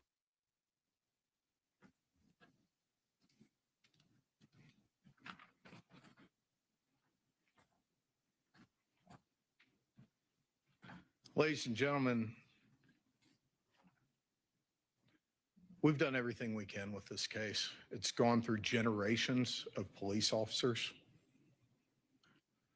We've run down everything we can with modern technology, and we've given you everything that you need to find Mr. Faust guilty beyond a reasonable doubt for each and every one of the offenses in this indictment. But my time with this pen is over. I can't write the last chapter. That's yours to do.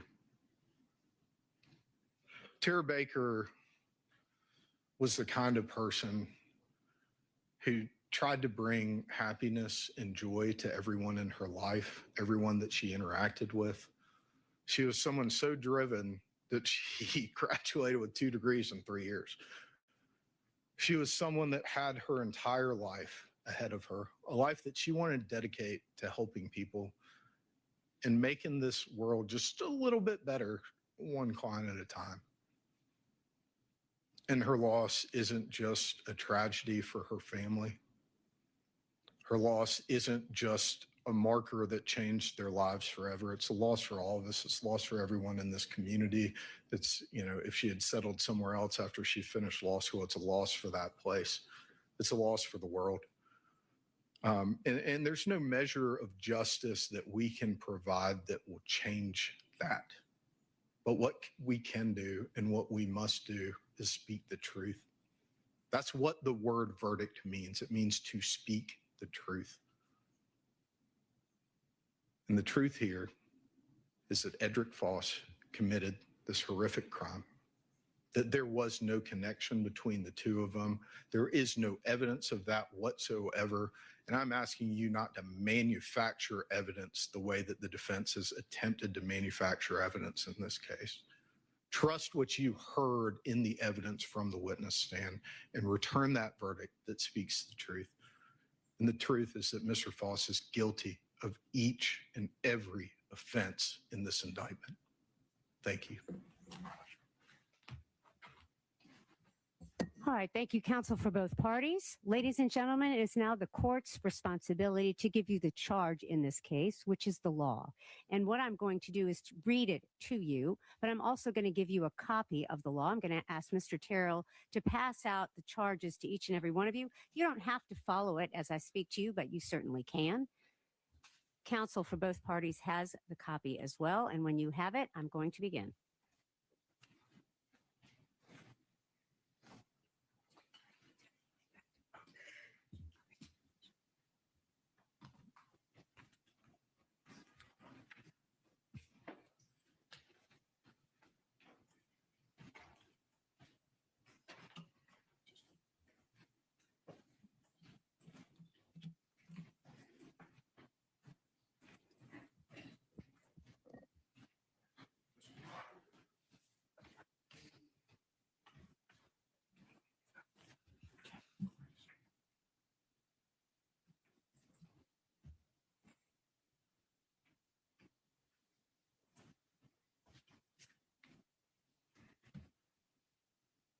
Everybody have a copy?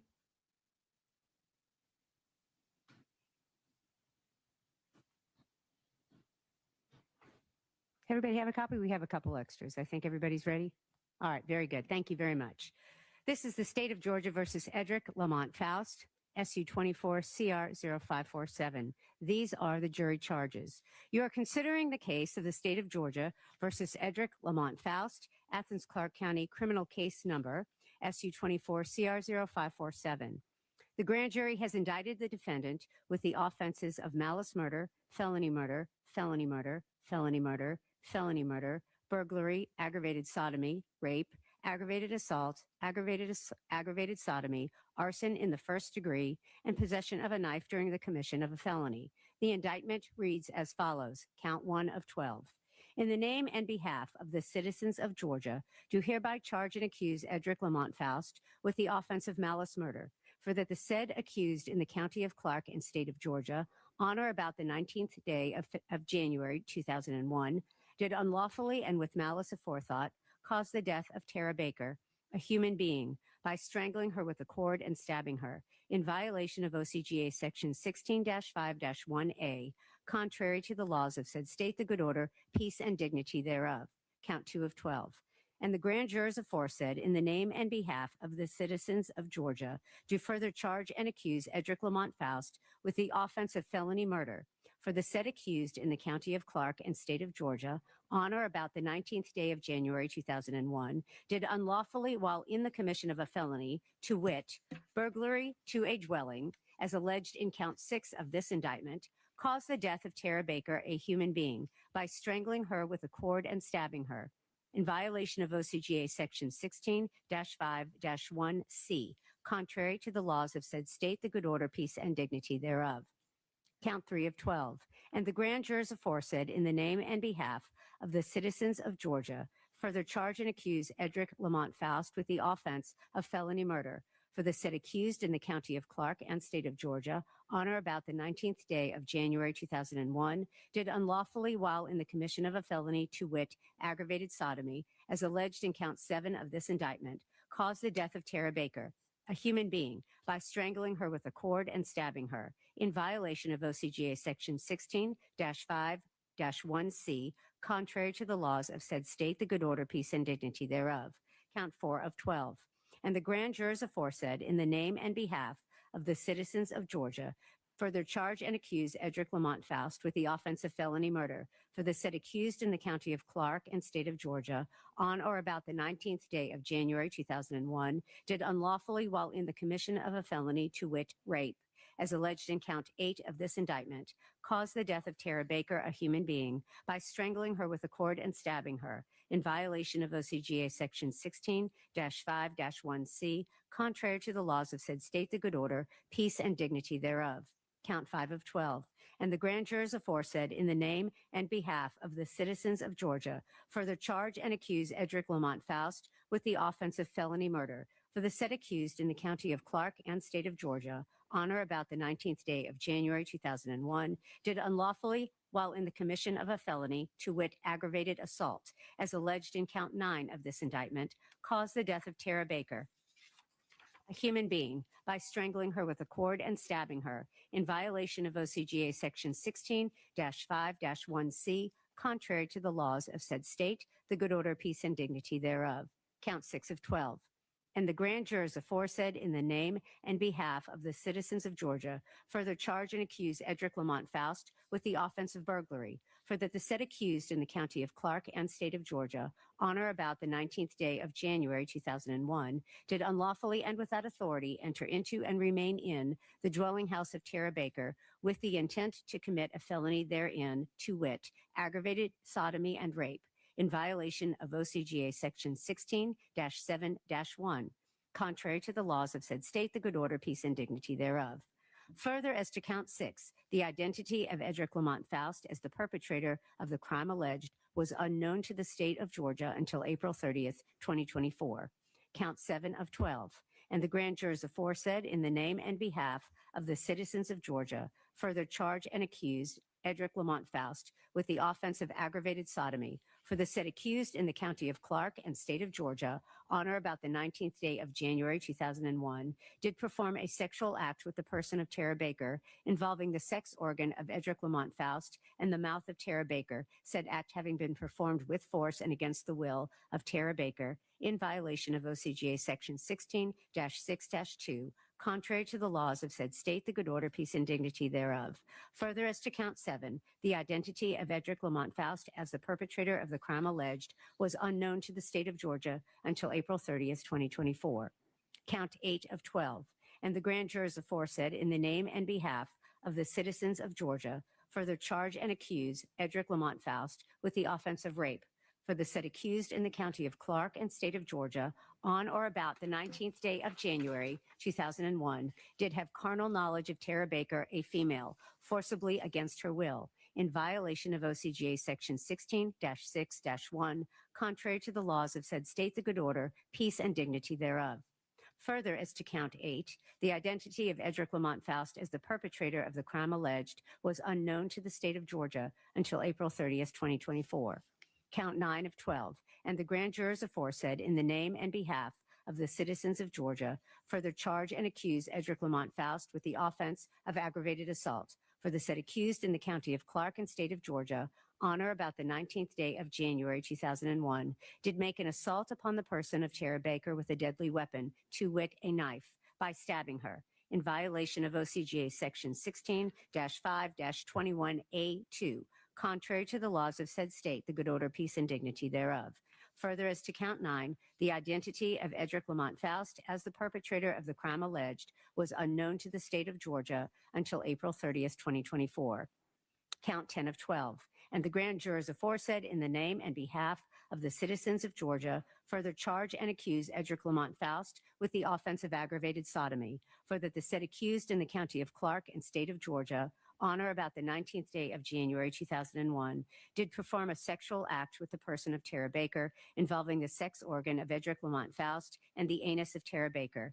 Said act having been performed with force and against the will of Tara Baker in violation of OCGA section 16-6-2, contrary to the laws of said state, the good order, peace, and dignity thereof.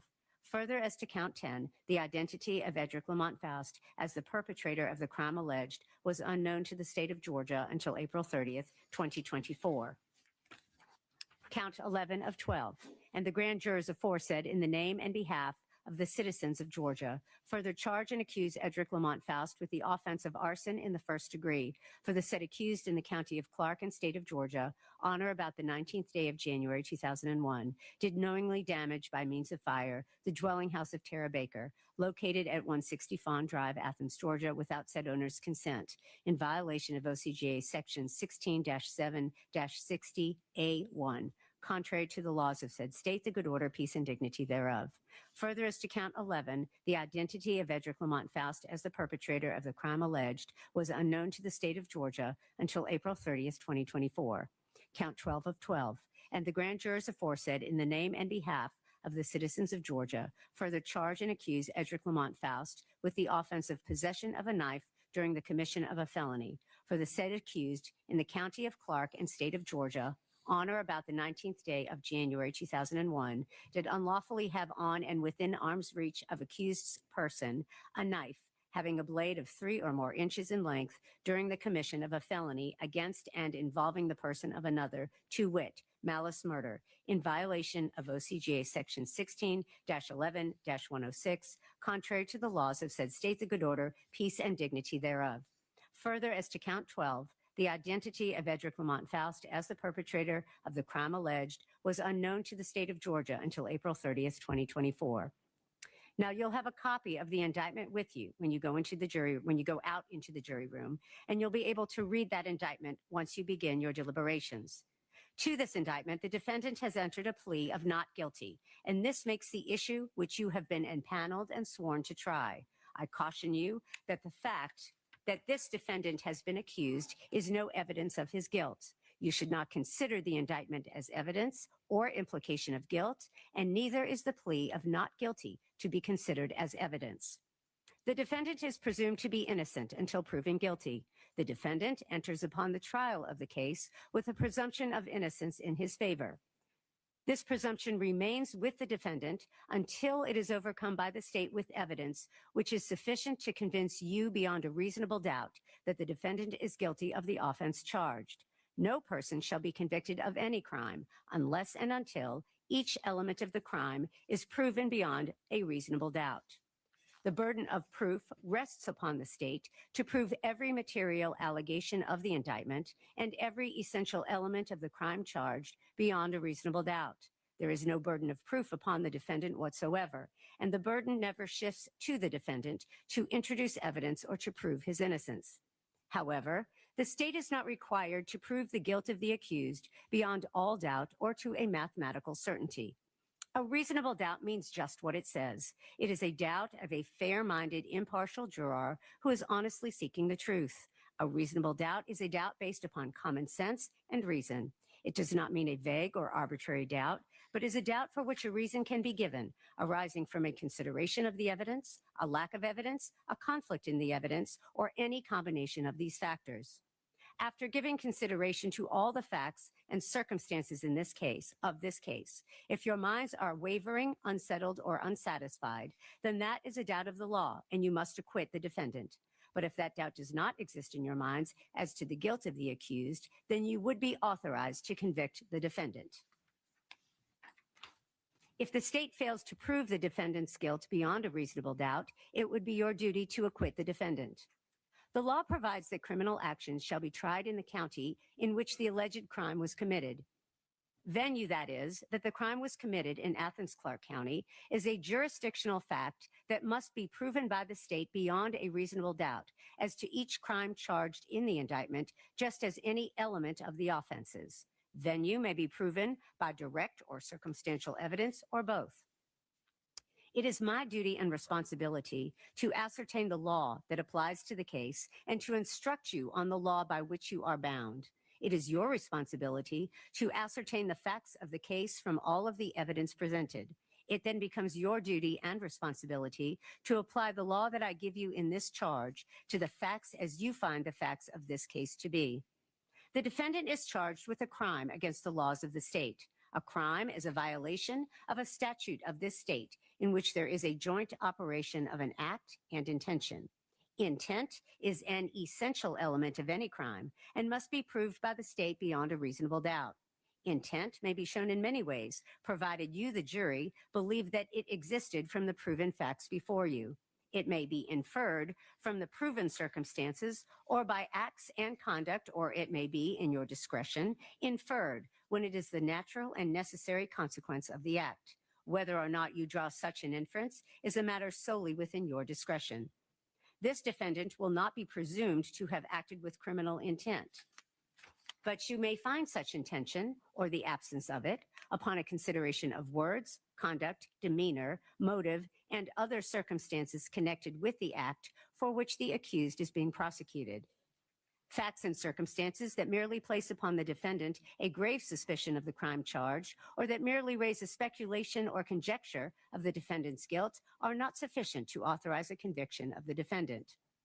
Your oath requires that you will decide this case based on the evidence. Evidence is the means by which any facts which are put in issue is established or disproved. Evidence includes all the testimony of the witnesses and any exhibits admitted during the trial and stipulations of the attorneys, that is, any facts to which the attorneys have agreed with approval by the court. Evidence does not include the indictment, the plea of not guilty, opening or the closing remarks of the attorneys, or questions asked by the attorneys. The parties have entered into a stipulation that has been approved by the court about State's Exhibit 113, a photograph of defendant as he existed on February 8, 2001. Where parties stipulate facts, this is in the nature of evidence. You must take that fact or those facts as a given without the necessity of further proof. You make all decisions based on the evidence in this case. Where parties stipulate exhibits only, this is in the nature of evidence. You may take that testimony as if it were given in court, and you may rely on it if you find it credible. However, either party may dispute such testimony by other evidence. You make all decisions based on the evidence in this case. Direct evidence is that which may be seen or heard or otherwise directly sensed, such as by smell or taste or touch. It may be brought into court in the form of exhibits or the testimony of direct witnesses to such matters. It is evidence that points immediately to the issue in question.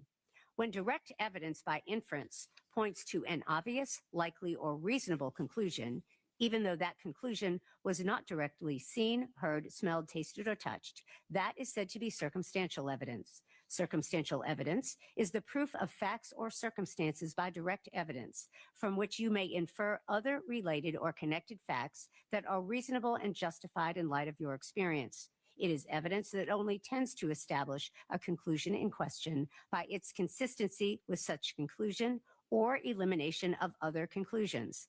Sometimes circumstantial evidence may point to more than one conclusion. To authorize a conviction on direct evidence, circumstantial evidence, or both, the proved facts must not only be consistent with the theory of guilt, but also exclude every other reasonable theory other than the guilt of the accused. The law does not require a higher or greater degree of certainty on the part of the jury to return a verdict based upon circumstantial evidence than upon direct evidence. Whether dependent upon direct evidence or circumstantial evidence or both, the true test is whether there is sufficient evidence or whether the evidence is sufficiently convincing to satisfy you beyond a reasonable doubt. If not, you must acquit. If so, you may convict. There is no rule that either circumstantial or direct evidence is stronger than the other if conflicting. The comparative weight of circumstantial evidence and direct evidence on any given issue is a question of fact for the jury to decide. The jury must determine the credibility of the witnesses. In deciding this, you may consider all of the facts and circumstances of the case, including the witness's manner of testifying, their means and opportunity of knowing the facts about which they testify, the nature of the facts about which they testify, the probability or improbability of their testimony, their interest or lack of interest in the outcome of the case, and their personal credibility as you observe it. The defendant in a criminal case may take the stand and testify and be examined and cross-examined as any other witness. However, the defendant does not have to present any evidence, nor testify. If the defendant chooses not to testify, you may not consider that in any way in making your decision. To impeach a witness is to show that the witness is unworthy of belief. A witness may be impeached by disproving the facts to which the witness testified. The credibility of a witness may be attacked by disproving the facts to which the witness testified. Your assessment of a trial witness's credibility may be affected by comparing or contrasting that testimony to statements or testimony of that same witness before the trial started. It is for you to decide whether there is a reasonable explanation for any inconsistency in a witness's pretrial statements and testimony when compared to the same witness's trial testimony.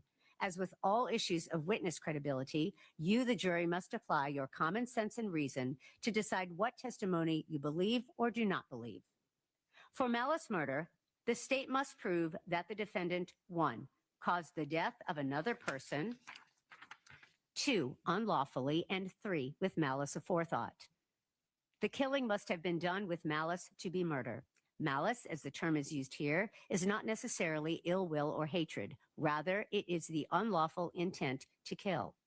You may find malice when the circumstances show that the defendant acted with the deliberate intention to unlawfully take the life of another person. You may also find malice when there does not appear to be significant provocation and all the circumstances of the killing show an abandoned and malignant heart. The state does not have to prove premeditation to prove murder. If a killing is done with malice, it is murder regardless of how briefly the malicious intent existed. No specific length of time is required for malice to arise in the defendant's mind. Malice may be formed in a moment, and instantly a fatal wound may be inflicted. If malice was in the defendant's mind at the time of the act or the killing and moved the defendant to do it, that is enough for the killing to be murder. Premeditation typically means a prior decision or plan to do something. Premeditation is not an element of murder and does not need to be proved by the state for you to find malice aforethought. However, in determining whether malice existed at the time of the killing, you may consider any evidence of premeditation or lack of it. The state does not have to prove motive to prove murder. For felony murder, the state must prove that the defendant, 1, caused the death of another person, 2, by committing a felony. The state does not have to show that the defendant acted with malice to prove felony murder. Burglary to a dwelling, aggravated sodomy, rape, and aggravated assault are felonies, which I will define for you shortly. You may find the defendant guilty of felony murder if you believe that he caused the death of another person by committing the felony of burglary to a dwelling, aggravated sodomy, rape, or aggravated assault, regardless of whether he intended the death to occur. There must be some causal connection between the felony and the death. Felony murder is not established simply because the death occurred at the same time as or shortly after the felony was attempted or committed. The felony must have directly caused the death or played a substantial and necessary part in causing the death, regardless of when the death ultimately occurred. For burglary in the first degree, the state must prove that the defendant, 1, entered into and remained in the dwelling of someone else, 2, without authority, and 3, with intent to commit a felony. Aggravated sodomy and rape are felonies, which I will define for you shortly. A dwelling includes a house or any building or structure that is designed or intended to be used as a residence. A dwelling also includes any part of that house, building, or structure.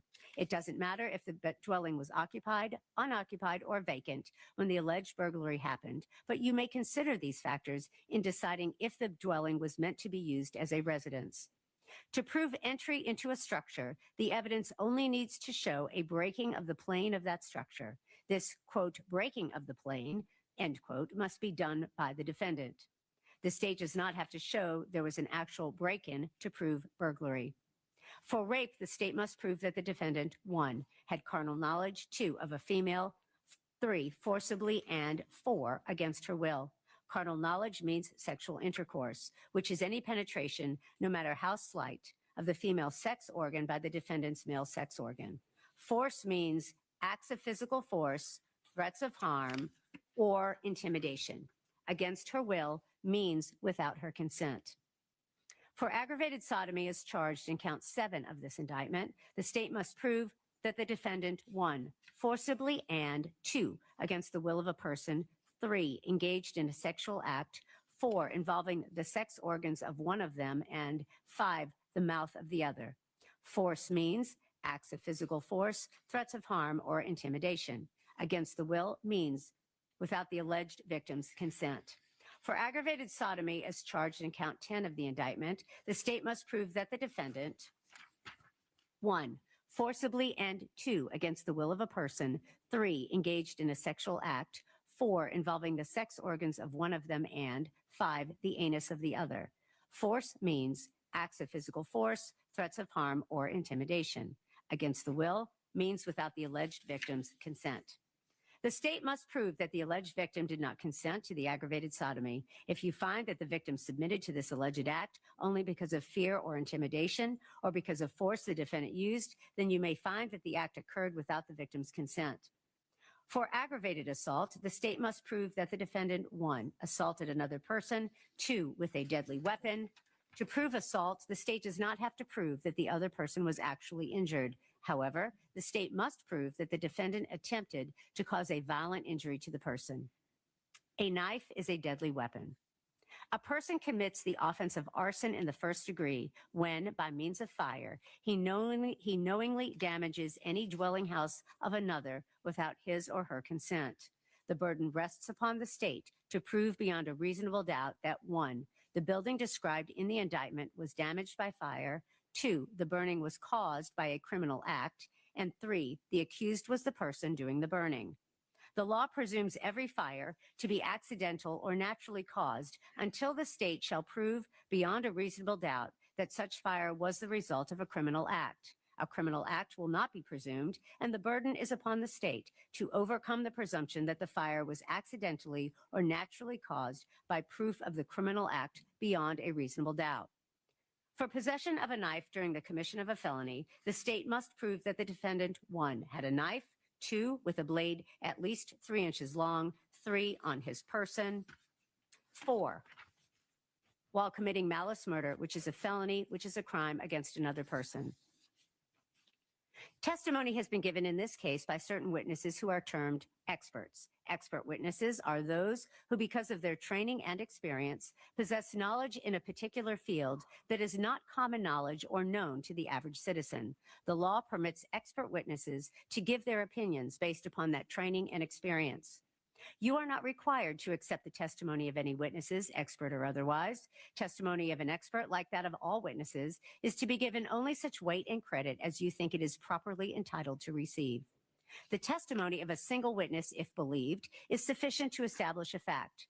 Generally, there is no legal requirement of corroboration of a witness, provided you find the evidence to be sufficient. A statement that the defendant allegedly made while in custody has been offered for your consideration. Before you consider this as evidence for any purpose, you must determine whether the defendant's statement was voluntary, and if the statement was given in custody, whether the defendant was properly advised of his or her constitutional rights.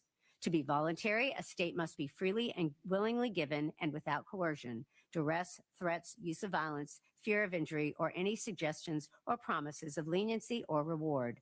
A statement induced by the slightest hope of benefit or the remotest fear of injury is not voluntary. To be voluntary, a statement must be the product of a free will and not under compulsion or any necessity imposed by others. The burden of proof is upon the state to establish that the statement was voluntary, The burden of proof is upon the state to establish that the statement was voluntary, that is, freely and willingly made. If you do not find that the statement was voluntary, you may not consider it for any purpose. If you find that the statement was made while in custody and as a result of police questioning, you must also determine whether the defendant was advised of his constitutional rights and whether the defendant clearly understood and knowingly gave up such rights.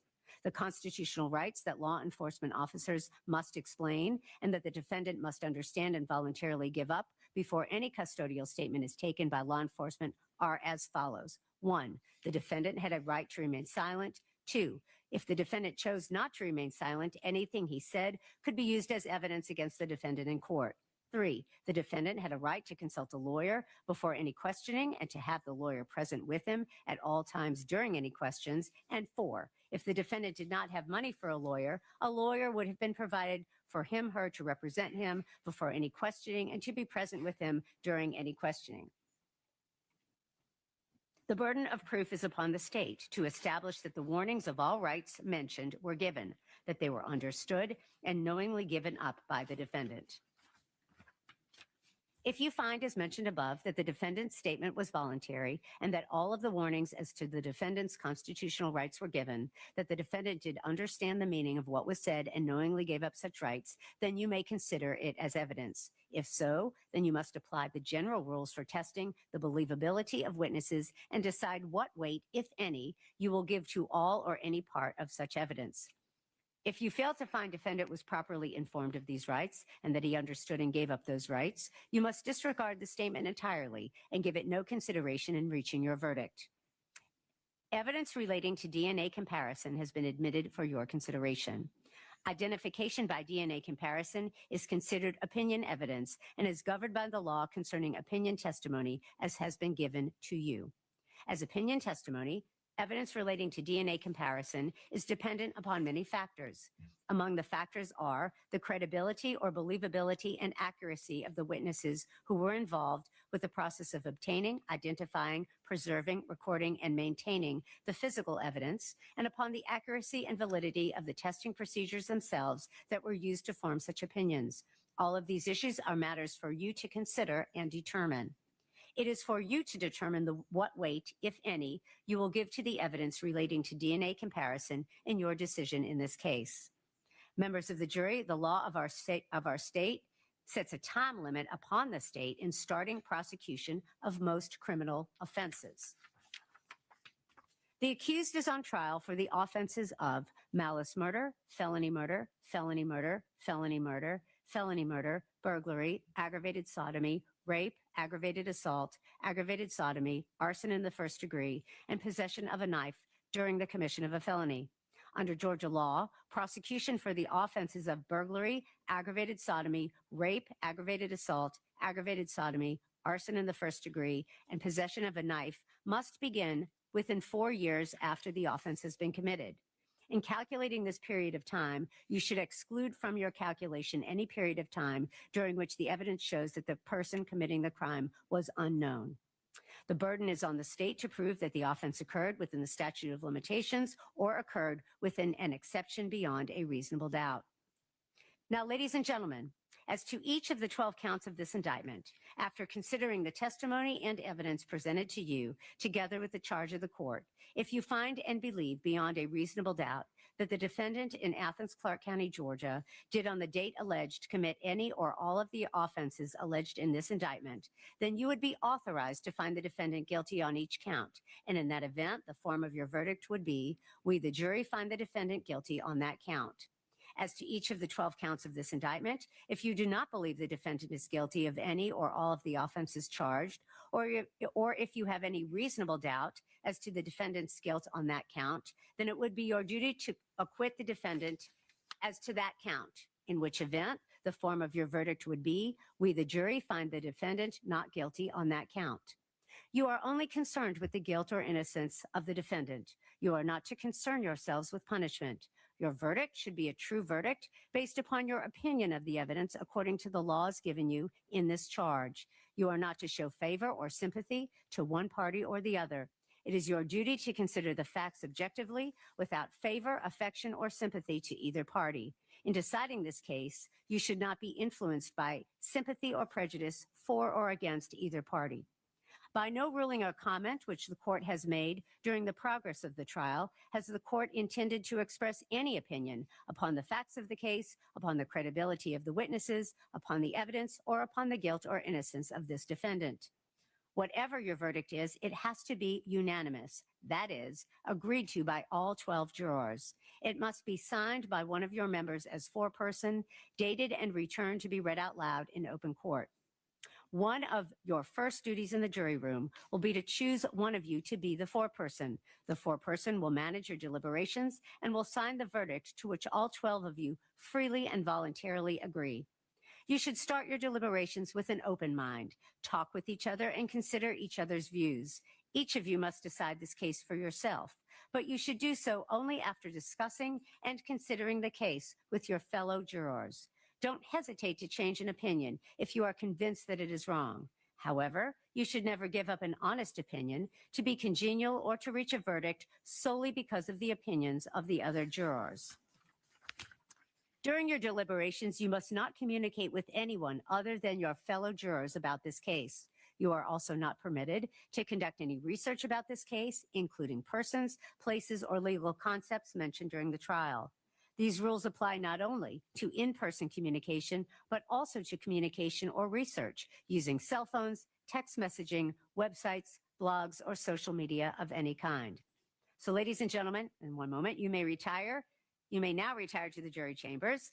Go ahead and elect a foreperson. You may take your notes with you, but please do not begin your deliberations until you have received the copy of the indictment, the verdict form, and the evidence in this case. So if you'll go ahead and gather in the jury chambers, elect a foreperson, and we will give you all the evidence in one moment. And as for the alternates, if you will gather your belongings and meet the court at the front of the bench for further instruction.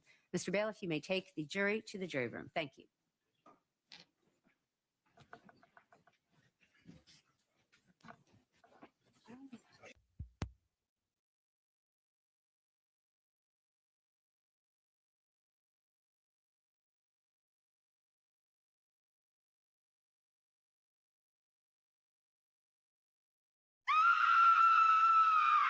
True crime just got darker. Catch the full episode on the link above. Subscribe to Southern Sin today and hit the notification bell for more live original episodes Wednesdays at 8 p.m.